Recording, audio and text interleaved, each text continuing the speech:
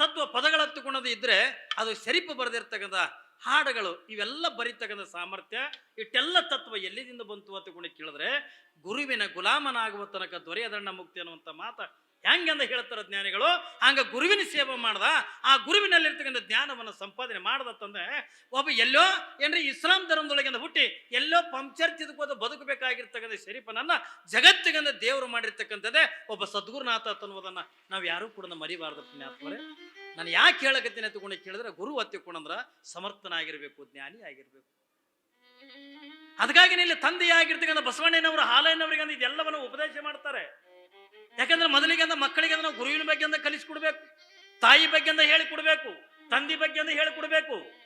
ಅಂದ್ರೆ ಸಂಬಂಧಗಳನ್ನು ನಾವು ಯಾವ ರೀತಿಯಾಗಿ ಉಳಿಸ್ಕೋಬೇಕನ್ನುವಂತ ಬರೇ ನಾವು ಮಕ್ಕಳಿಗೆ ಇಂಗ್ಲಿಷ್ ಕಲಿಸೋದ್ರಿಂದ ಆಗಂಗಿಲ್ಲ, ಮಕ್ಕಳಿಗೆ MA PhD ಮಾಡಿಸೋರಾಗಂಗಿಲ್ಲ. ಬಾಲ್ಯದೊಳಗೆ ಮಕ್ಕಳಿಗೆ ಇವು ಇನ್ನಿತರ ಶಿಕ್ಷಣವನ್ನು ಕೊಡೋದಕ್ಕಿಂತ ಏನ್ರಿ ಧರ್ಮ ಸಂಸ್ಕಾರ ಬಗ್ಗೆ ಮಕ್ಕಳಿಗೆ ಅಂತ ತಿಳಿಸ್ಕೊಡ್ಬೇಕಾಗಿದೆ. ಇವತ್ತು ಎಷ್ಟೋ ಜನ ತಂದೆ ತಾಯಿಗೆ ಮಕ್ಕಳಂದ ಒತ್ತಂದ ಹೊರಗೆ ಹಾಕ್ಲಕತ್ತಾರೆ. ಮಕ್ಕಳಿಗೆ ಮಕ್ಕಳು ತಂದೆ ತಾಯಿಗೆ ಹೊಟ್ಟೆಗೆ ಅನ್ನ ಹಾಕಲ್ರು. ಏನ್ರಿ ಎಲ್ಲೋ ಅಮೆರಿಕದೊಳಗೆ ಇರ್ತಕ್ಕಂಥ ಮಗ ಏನ್ರಿ ತಂದೆ ತಾಯಿಯನ್ನ ನೋಡ್ಕೊಳಂಗಿಲ್ಲ. ಏನ್ರಿ ಅಮೆರಿಕದೊಳಗೆ ಇರ್ತಕ್ಕಂಥ ಮಗ ತಂದೆ ತಾಯಿಗಳಿಗೆ ಒಂದು ತುತ್ತು ಅನ್ನ ಹಾಕದೇ ಇರ್ತಕ್ಕಂಥ ಪ್ರಸಂಗ ಯಾಕೆ ಬಂದದ ಅಂತ ಕೇಳಿದ್ರ ನಾವು ಮಕ್ಕಳಿಗೆ ಧರ್ಮ ಸಂಸ್ಕಾರ ಕೊಡಲಾರ. ಇಲ್ಲಿ ಹಾಲಯ್ಯನವರಿಗೆ ಬಸವಣ್ಣನವರು ಧರ್ಮ ಸಂಸ್ಕಾರವನ್ನು ಕೊಡಾಕತ್ತಾರೆ. ನಿತ್ಯ ಒಂದು ಕಡೆಗೆ ಅಕ್ಷರಾಭ್ಯಾಸ ಮಾಡಿಸ್ತಾರೆ, ಇನ್ನೊಂದು ಕಡೆಗೆ ಧರ್ಮದ ಉಪದೇಶವನ್ನ ಮಾಡಿಸ್ತಾರೆ. ಅಪ್ಪ ಅಷ್ಟಾಭರಣ ಅಂದ್ರೆ ಏನು, ಷಡಸ್ಥಲ ಅಂದ್ರೆ ಏನು, ಪಂಚಾಚಾರಗಳಂದ್ರೆ ಏನು ಅನ್ನೋದನ್ನ ಹಾಲಯ್ಯನವರಿಗೆ ನಿತ್ಯನೋ ಯಾವಾಗಿಂದ ಬಸವಣ್ಣನವರು ಒಂದು ಕಡೆಗೆ ಧರ್ಮದ ಪಾಠ, ಇನ್ನೊಂದು ಕಡೆಗೆ ಅಕ್ಷರಾಭ್ಯಾಸ ಅಂತಕ್ಕಂಥದನ್ನ ಮಾಡಿಸ್ತಾ ಯಾವಾಗ ಹಾಲಯ್ಯನವರಿಗೆ 8 ವರ್ಷ ಆಯ್ತು, 9 ವರ್ಷ ಆಯ್ತು, ಒಬ್ಬ ಯೋಗ್ಯ ಗುರುಗಳನ್ನ ಕರೆಸಿ ಹಾಲಯ್ಯನವರಿಗೆ ಅಯ್ಯಾಚರಣ ತೆಗೆದು ಮಾಡಿಸ್ತಾರೆ, ಲಿಂಗ ದೀಕ್ಷೆ ತೆಗೆದು ಮಾಡ್ತಾರೆ. ಇನ್ನೇನು ಹಾಲಯ್ಯನವರಿಂದ ಇದೆಲ್ಲ ಲಿಂಗ ದೀಕ್ಷೆ ತೆಗೆದು ಮಾಡಿಕೊಂಡು ನಿತ್ಯನ ಕೂಡ ತನ್ನ ಬಾಲ್ಯದ ಒಳಗನೆ ತ್ರಿಕಾಲ ಲಿಂಗ ಪೂಜೆ ತೆಗೆದು ಮಾಡ್ತಾ ಸದಾಕಾಲದ ಭಗವಂತನ ಧ್ಯಾನದ ಒಳಗಿಂದ ಇರ್ತಕ್ಕಂಥ ಹಾಲಯ್ಯನವರು 10 ವರ್ಷ ಯಾವಾಗಿಂದ ಹಾಲಯ್ಯನವರಿಗಿಂದ ತುಂಬಿತ್ತು. ಕಾರಣಾಂತರಗಳಿಂದ ತಂದೆಯಾಗಿರ್ತಕ್ಕಂಥ ಬಸವಣ್ಣನವರು ಲಿಂಗೈಕ್ಯರಾಗಿಬಿಟ್ಟು ನೋಡಿ, ಒಂದು ಕಡೆಗೆ ಬಡತನ ಭಿಕ್ಷೆ ಬೇಡ್ಕೊಂಡು ಬರದೆ ಹೊಟ್ಟಿ ತುಂಬಂಗಿಲ್ಲ, ಇನ್ನೊಂದು ಕಡೆಗೆ ಮನೆಯಾಗಿಂದ ಭಿಕ್ಷಾ ಬೇಡಬೇಕಾಗಿರ್ತಕ್ಕಂಥ ಬಸವಣ್ಣನವರೇ ಯಾವಾಗಿಂದ ಲಿಂಗೈಕ್ಯರಾಗಿ ಬಿಟ್ರು. ಮನೆಯಾಗಿಂದ ಕುತ್ಕೊಂಡು ಉಣ್ತಕ್ಕಂಥವ್ರು 10-12 ಜನ ಇದ್ರು. ಯಾವಾಗಿಂದ ಬಸವಣ್ಣನವರೇ ಲಿಂಗೈಕ್ಯರಾದ ಬಳಕ ಆ ಮನೆತನದಾಗಿಂದ ಮತ್ತೀಟ ಬಡತನ ಕಾಡಕ್ಕ, ಮಕ್ಕಳಿಗೆ ಉಟ್ಕೊಳ್ಳಿಕ್ಕೆ ಚೆನ್ನಾಗಿಂದ ಬಟ್ಟೆ ಇಲ್ಲ, ಹೊಟ್ಟಿ ತುಂಬ ಅನ್ನ ಹಾಕಬೇಕಂತಕೊಂಡ್ರೆ ತಾಯಿ ಹತ್ತಿರ ಮನೆಯಾಗ ಅನ್ನ ಇಲ್ಲ. ಏನ್ ಮಾಡಬೇಕು? ಯಾವಾಗ 10 ವರ್ಷದ ಬಾಲಕನಾಗಿರ್ತಕ್ಕಂಥ ಹಾಲಯ್ಯ 14 ವರ್ಷದ ಬಾಲಕನಾಗಿರ್ತಕ್ಕಂಥ ಯಾವ ಶಿವಬಸಯ್ಯನವರು ತಾಯಿ ಅಂತಳ ಮಗ ನಿಮ್ಮ ತಂದೆ ಇರುತ್ತ ನಾವು ಭಿಕ್ಷೆ ಬೇಡದ, ಈಗ ಅವನೇ ಹೋದ ಬಳಕ ನಾವು ಹೊಟ್ಟಿಗೆಂದ ಏನ್ ಮಾಡೋನಪ್ಪ? ಮನೆಯಾಗಿಂದ ಒಂದು ಕಾಳಿಲ್ಲ, ಜ್ವಾಳಿಲ್ಲ, ಮನೆಯಾಗಿಂದ ಮಕ್ಕಳಿಗೆಂದ ಒಂದು ಒಳ್ಳೆ ಬಟ್ಟೆ ಉಡಿಸ್ಬೇಕಂತಕೊಂಡ್ರೆ ಬಟ್ಟೆ ಇಲ್ಲ. ನೋಡಿ 10 ವರ್ಷದ ಬಾಲಕ ಹಾಲಯ್ಯನವರಿಗೆ ಒಂದು ಹರಿದ ನೀರು ಪಂಜಿ, ಅವಾಗೆಲ್ಲ ಮೊಳಕಲ್ತನ ಬಿಡ್ತಿದ್ರು, ಅವಾಗ ನೀರು ಪಂಜಿ ನಿಂತಿದ್ರು, ಹರಿದಿದ್ದಿಂದ ಒಂದು ನೀರು ಪಂಜಿ, ಹೆಗಲ ಮೇಗಂದ ಒಂದು ಕಾವಿ ಟಾವೆಲ್ಲ ಏನ್ರಿ ತಲಿಗೆಂದ ಒಂದು ಕಾವಿದಿಂದ ಹಿಂಗ ಸೆಲ್ಲೆ ಸುತ್ತಕೊಂಡು ಹರಿದು ಬಟ್ಟೆ ಮೇಗಂದ ಜೀವನ ಕಳಿತಕ್ಕಂಥ ಹಾಲಯ್ಯನವರು. ಯಾವಾಗಿಂದ ತಾಯಿ ಆಗಿರ್ತಕ್ಕಂಥ ನೀಲಾಂಬೆ ಹೇಳ್ತಾಳೆ, ಯಪ್ಪ ಹಾಲಯ್ಯ ಶಿವಬಸಯ್ಯ ಇಬ್ರು ಬರ್ಯಪ್ಪ ಇಲ್ಲಿ ಬರ್ರಿ ಹತ್ತಿಕೊಂಡು 2 ಮಕ್ಕಳಂದ ಕರೆದು 2 ಮಕ್ಕಳಂದ ಕೊಳ್ಳಿಗೆ ಹಾಕೊಂಡು ಕಣ್ಣೀರು ಹಾಕುವಂತ, ನಿಮ್ಮಪ್ಪಂತೂ ತೀರಿ ಹೋಗ್ಬಿಟ್ನಪ್ಪ, ಈಗ ಮನೆಯವ್ರು ಇದ್ದವ್ರು ಎಲ್ಲರೂ ಕೂಡ ಉಪವಾಸದಿಂದ ಕುಂತೀವಿ, ನಮ್ಮ ಜೀವನದೊಳಗೆ ಅಂದ್ರೆ ನಮ್ಮ ಕಾಯಕ ಏನು, ಇವತ್ತು ನೀವು ತಂದೆ ಮಾಡಿರ್ತಕ್ಕಂಥ ಕಾಯಕವನ್ನೇ ಮುಂದೆ ನೀವು ಅಂದ ಮಕ್ಕಳು ಮಾಡ್ಬೇಕ್ರಿಪ್ಪ, ಅದಕ್ಕ ನೀ ಶಿವಬಸಯ್ಯ ನೀನು ಇಬ್ರು ಕೂಡ್ಕೊಂಡ ಊರಾಗೆ ಅಂದ ಭಿಕ್ಷೆ ಬೇಡ್ಕೊಂಡ್ ಬರ್ರಿಪ್ಪ, ಭಿಕ್ಷೆ ಬೇಡ್ಕೊಂಡ್ ಬರ್ರಿ. ನೋಡ್ರಿ ವಯಸ್ಸೇಟು 10 ವರ್ಷದ ಬಾಲಕ ಹಾಲಯ್ಯನು ಎಟ್ರ ಮಟ್ಟಿಗೆ ಬಡತಾನ್ರಿ. ಯಾಕಂದ್ರ ಬಡವ್ರ ಬಡತನ ಇದ್ದವರಿಗಂದ ಆ ಬಡತನದ ಕಷ್ಟ ಏನು ಅನ್ನೋದು ಗೊತ್ತಾಗ್ತದೆ. ಏನು ಇಲ್ಲ, ಒಂದು ಅಂಗಿ ಕಳೆದಿಂದ ಇನ್ನೊಂದು ಅಂಗಿ ಉಟ್ಕೋಬೇಕಂತಕೊಂಡ್ರ ಮನೆತನದೊಳಗಂದ ಬಟ್ಟೆ ಇಲ್ಲ, ಒಂದು ಹೊತ್ತಂದ ಊಟ ಮಾಡಿ ಇನ್ನೊಂದು ಹೊತ್ತಿಗಂದ ಹಸಿವೆಗೆ ತಂದು ಮಧ್ಯಾಹ್ನ ಬಂದು ಊಟ ಮಾಡ್ಬೇಕಂತಕೊಂಡ್ರ ಮನೆಯಾಗಂದ ಅನ್ನ ಇಲ್ಲ. ಯಾವಾಗಿಂದ ಬಸವಣ್ಣನವರು ಲಿಂಗದಾಗಾದ್ರು ಅವಾಗ ಎಲ್ಲ ಜನ ಮೂಲಿಯಾಗಿಂದ ಕುಂತು ಕಣ್ಣೀರು ಹಾಕ್ಲಕ್ಕತ್ರು. ಎದಕ್ಕಾಗಿ? ಹಸಿವಿಗಾಗಿ, ಅನ್ನಕ್ಕಾಗಿ ಅಂದ ಕಣ್ಣೀರು ಹಾಕ್ಲಿಕ್ಕೆ. ಅವ್ರಿಗೇನು ಯಾವುದು ಕೂಡ ಆಸೆಗಿಲ್ಲ. ನಾನೆಂದ ಇಟ್ಟು ದೊಡ್ಡ ಮನೆ ಕಟ್ಟಿಸ್ಬೇಕು, ನಾನು ಬಂಗಾರ ಗಳಿಸ್ಬೇಕು, ಬೆಳ್ಳಿ ಗಳಿಸ್ಬೇಕು ಅನ್ನುವಂಥ ಮನೆಯವ್ರು ಯಾರಿಗೂ ಕೂಡ ಆಸೆ ಇಲ್ಲ. ನನ್ನ ಮನೆಗೆ ಇರ್ತಕ್ಕಂಥವ್ರಿಗೆ ಹೊಟ್ಟೆ ತುಂಬ ಅನ್ನ ಬೇಕು ಅಂತ ತಿಳ್ಕೊಂಡು ಬಯಸಕತ್ತಾರ. ಅನ್ನಕ್ಕಾಗಿ ಕಣ್ಣೀರು ಹಾಕ್ಲಿಕ್ಕತ್ತಾರ ಮನೆಗೆ ಇರ್ತಕ್ಕಂಥ. ಯಾವಾಗಿಂದ ಶಿವಬಸಯ್ಯನವರಿಗೆ ಹಾಲಯ್ಯನವ್ರಿಗೆ ಅಂತಾರ, ಮಗ ಮತ್ತ ನಿಮ್ಮ ತಂದೆ ಹೋದ ಬಳಕ ಈಗ ನೀವೇ ಭಿಕ್ಷೆ ಬಿಡ್ಬೇಕಲ್ರಿಪ್ಪ, ನೀವಿಬ್ರು ಕೂಡಿ ಭಿಕ್ಷೆ ಬಿಡ್ಕೊಂಡು ಬಂದ್ರೆ ಈ ಮನೆಗೆ ಒಂದು ಅನ್ನ ಅಂತಕ್ಕಂಥ ಸಿಗ್ತಾವ. ಅದಕ್ಕ ನೀವು ಭಿಕ್ಷೆ ಬೇಡ್ರಿ ಎತ್ತುಕೊಂಡೊಂದು ಯಾವಾಗಿಂದ ತಾಯಿ ಶಿವಬಸಯ್ಯನವರಿಗೆ ಹಾಲಯ್ಯನವರಿಗೆ ಅಂತ ಹೇಳಿದಾಗ ಈರ್ವರು ಕೂಡ ಕೈಯಾಗಿಂದ ಜೋಳಿಗೆ ಹಾಕ್ತಾವ ಮಕ್ಕಳು. ನಾವೆಲ್ಲ ಕಡೆನೂ ಕೂಡ ನೋಡ್ತಿರ್ತೀವಿ, ಎಲ್ಲರಿಂದ ಊರು ಹೊರಗಿಂದ ಏನೋ ಕೆಲಸ ಮಾಡಕ್ ಬಂದಿರ್ತಕ್ಕಂಥ ಏನ್ರಿ ಮಕ್ಕಳನ್ನಿಂದ ನಾವು ನೋಡ್ತಿರ್ತೀವಿ. ಅವ್ಕೆ ತೆಲಿಗೆಂಡು ಎಣ್ಣೆ ಇರಂಗಿಲ್ಲ, ಹರಿದ ಬಟ್ಟೆ ಉಟ್ಕೊಂಡಿರ್ತಾವ, ಏನ್ರಿ ಎಲ್ಲೋ ಮಣ್ಣಾಗಿಂದ ಆಡ್ತಿರ್ತಾವ. ಅವಕ್ಕನ್ನೆಲ್ಲ ನೋಡಿ ನಾವು ಕನಕರ್ ಪಡ್ತೀವಿ. ಆದ್ರ ಅವತ್ತಿನ ದಿನಮಾನದೊಳಗೆ ಇವತ್ತಿನ ದಿನಮಾನದ ನೋಡಿ ನಾವು ಕನಕರ್ ಪಡ್ತೀವಿ. ಅವತ್ತಿನ ದಿನಮಾನದೊಳಗ 10 ವರ್ಷದ ಬಾಲಕನಾಗಿರ್ತಕ್ಕಂಥ ಹಾಲಯ್ಯ ಹಿಂಗ ಕೈಯಾಗಿಂದ ಜೋಳಿಗೆ ಹಿಡ್ಕೊಂಡಂದ, ಹಿಂಗ ಊರಾಗಿಂದ ಅವ್ವಾ ನನಗೆ ಭಿಕ್ಷಾ ನೀಡ್ರಿ ಎತ್ತುಕೊಂಡಂದಾಗ ಇಡೀ ಊರಿನ ಜನ ಕಣ್ಣೀರು ಹಾಕ್ತಿರ್. ಏನ್ರಿ 10 ವರ್ಷದ ಮಗ ಭಿಕ್ಷೆ ಬಿಡಬೇಕಲ್ಲ. ತಾಯಿ ಅಂತಳ, ಮಗ ಇದು ನಾಸುಕೊಳ್ಳೋದಲ್ಲ, ನಮ್ಮ ಜಂಗಮರಿಗಿಂದ ಕೊಟ್ಟಿರ್ತಕ್ಕಂಥ ಬಳುವಳಿ ಇದು. ನಾವು ಭಿಕ್ಷೆ ಬೇಡನೆ ಬದುಕಬೇಕು. ಒಂದ್ ವೇಳೆ ನಾವು ಭಿಕ್ಷೆ ಬೇಡದಾಗಿದ್ರ ಏನ್ರಿ ನಾವು ಬದುಕ್ತಕ್ಕಂಥದ್ದು ಕಠಿಣದ ಮಗ. ನೀ ಭಿಕ್ಷೆ ಬೇಡಲೇಬೇಕಂತ ತಿಳ್ಕೊಂಡದು ಹಾಲಯ್ಯನವರಿಗಿಂದ ಜೋಳಿಗೆ ಹಾಕ್ತಾ. ಒಂದು ಕಡೆಗಿಂದ ಶಿವಬಸಯ್ಯ ಜೋಳಿಗೆ ಹಾಕೊಂಡು ಏನ್ರಿ ಒಂದು ಊರಿಗಿಂದ ಹೋಗಿ ಅವ ಬೇಡ್ಕೊಂಡು ಬಂದ್ರ, ಇನ್ನೊಂದು ಊರಿಗಿಂದ ಹೋಗಿ ಹಾಲಯ್ಯನವರಿಂದ ಬೇಡ್ಕೊಂಡು ಬರಕತ್ತ. ಹಿಂಗೆಲ್ಲ ಬೇಡ್ಕೊಂಡಿಂದ ಬಂದು ಮನೆಯಾಗಿಂದ ಇಟ್ಟು ಹಾಲಯ್ಯನವರು ಎಲ್ಲೇ ಹೊರಗೆ ಹೋಗಿದ್ರು. ಇವರೆಲ್ಲ ಭಿಕ್ಷೆ ಬೇಡ್ಕೊಂಡು ಬಂದ ಒಳಕ ಆ ಜೋಳಿಗೆ ಅಂತಕ್ಕಂಥ ಮನೆಯಾಗ ಇಟ್ಟು ತಾಯಿ ನೀಲಮ್ಮ ಮನೆಯಾಗಿದ್ದವ್ರಿಗೆ ಎಲ್ಲರಿಗೆ, ಯಪ್ಪ ಈಗ ನಿನಗೊಂದು ರೊಟ್ಟಿ ಈಟ ಪಲ್ಯ ಹಿಂಗೆ ಹಂಚಬೇಕು. ಹೊಟ್ಟೆ ತುಂಬ ತಿನ್ನ ಉಣಂಗಿಲ್ಲ. ಯಾಕಂದ್ರೆ ಆವತ್ತಿನ ದಿನಮಾನದೊಳಗೆ ಅಟ್ಟು ಭಿಕ್ಷಾನು ಕೂಡ ನೀಡ್ತಿದ್ದಿಲ್ಲ. ಅವ್ರು ಈರ್ವರೆಗೂ ಕೂಡ ಭಿಕ್ಷೆ ಬೇಡ್ಕೊಂಡು ತಂದಿರ್ತಕ್ಕಂಥದ್ದನ್ನ ಮನೆಗಿಂದ ತಾಯಿ ಏನ್ರಿ ಮನೆಗಿರ್ತಕ್ಕಂಥ 10-12 ಜನ ಊಟ ಮಾಡ್ತಕ್ಕಂಥವ್ರು, ಯಪ್ಪ ಈಗ ನಿನಗೊಂದು ರೊಟ್ಟಿ ನಿನಗಿಟ್ಟು ಪಲ್ಯ ಎತ್ತುಕೊಂಡ ಎಲ್ಲರಿಗೆ ಅವ್ರವ್ರಿಗೆ ಹಂಚಿ. ಹಾಲಯ್ಯ ಎಲ್ಲೋ ಹೊರಗೆ ಹೋಗಿದ್ದ ಏನ್ರಿ, ಅವ ತಿರುಗಿ ಮನೆಗೆ ಬರೋದ್ರೊಳಗ ತಾಯಿ ಅವನ ಪಾಲಿಂದಿಂದ ಒಂದು ರೊಟ್ಟಿ ಒಂದು ಇಷ್ಟು ಪಲ್ಯ ತೆಗೆದಿಂದ ಒಂದು ಕಡೆಗಿಂದ ಇಟ್ಟಿದ್ಲು. ಮಗ ಓ ಎಲ್ಲ ಕಡೆ ತಿರುಗಾಡಂದು ಭಿಕ್ಷೆ ಬಿಡಿ ಬಂದಾನ, ಹಸಿವೆ ಆಗಿರ್ತದ, ಯಾಕೋ ಎಲ್ಲೇ ಹೊರಗೆ ಹೋಗ್ಯಾನ. ಅವ ಬಂದು ಊಟ ಮಾಡ್ಲೆತ್ತಿಕೊಂಡೊಂದು ಒಂದು ರೊಟ್ಟಿ ಒಂದು ಈಟಿಂದ ಪಲ್ಯ ತೆಗೆದಿಟ್ಟಾಗ ಯಾವಾಗಿಂದ ಹಾಲಯ್ಯನವ್ರು ತಿರುಗಾಡಿ ಮನೆಗೆ ಬಂದಾಗ, ಯಪ್ಪ ಹಾಲಯ್ಯ ಈಗ ನಿನ್ನ ಪಾಲಿನ ರೊಟ್ಟಿ ಅಲ್ಲಿ ಇಟ್ಟು ನೋಡೋ ಮಗ, ನೀವು ಊಟ ಮಾಡತ್ತಿಕೊಂಡಂದಾಗ ಹೂ ನಾವು ತಿಕ್ಕೊಂಡೊಂದು ಅದೊಂದು ರೊಟ್ಟಿ ತಗೊಂಡು ಇನ್ನೇನು ಕೈಯಾಗ ಊಟ ಮಾಡ್ಬೇಕಂತ ಅನ್ನೋದ್ರೊಳಗ ಅಂತ ಬಡವನ ಮನೆಗಿಂದ ಯಾರು ಬರ್ತಾರ ತಗೊಂಡು ಕೇಳಿದ್ರೆ ಒಬ್ಬ ಜಂಗಮಾ ಮೂರ್ತಿಗಳು ಬರ್ತಾರೆ. ಭಿಕ್ಷಾಂದಹಿ ಎತ್ತುಕೊಂಡಂದ್ರು ಅವ್ರ ಮನೆ ಮುಂದೆ ಒಂದು ಕೈಯಾಗ ರೊಟ್ಟಿ ಹಿಡಿದಾರೆ, ಇನ್ನೇನು ಅದನ್ನು ಉಣ್ಬೇಕು. ಒಂದೇನು 10 ರೊಟ್ಟಿ ಇಲ್ಲ, ಒಂದೇ ಒಂದು ರೊಟ್ಟಿ ಅದೇ ಅವನು ಪಾಲಿಗೆ ಬಂದಿದ್ದು, ಹಾಲಯ್ಯನವರ ಪಾಲಿಗೆ ಬಂದಿದ್ದೆ ಅಂದ ಒಂದೇ ಒಂದು ರೊಟ್ಟಿ. ಅದ್ರೊಳಗೊಂದು ಈಟು ಪಲ್ಯ ಹಚ್ಚಿದ್ದು, ಇನ್ನೇನು ಮುರ್ಕೊಂಡು ಇನ್ನು ಉಣ್ಬೇಕು ಅನ್ನೋದ್ರೊಳಗ ಬಾಗಲ್ದಾಗ ಜಂಗಮಾ ಮೂರ್ತಿಗಳು ಬಂದು ಭಿಕ್ಷಾಂದಿ ಎತ್ತುಕೊಂಡಂದ್ರು.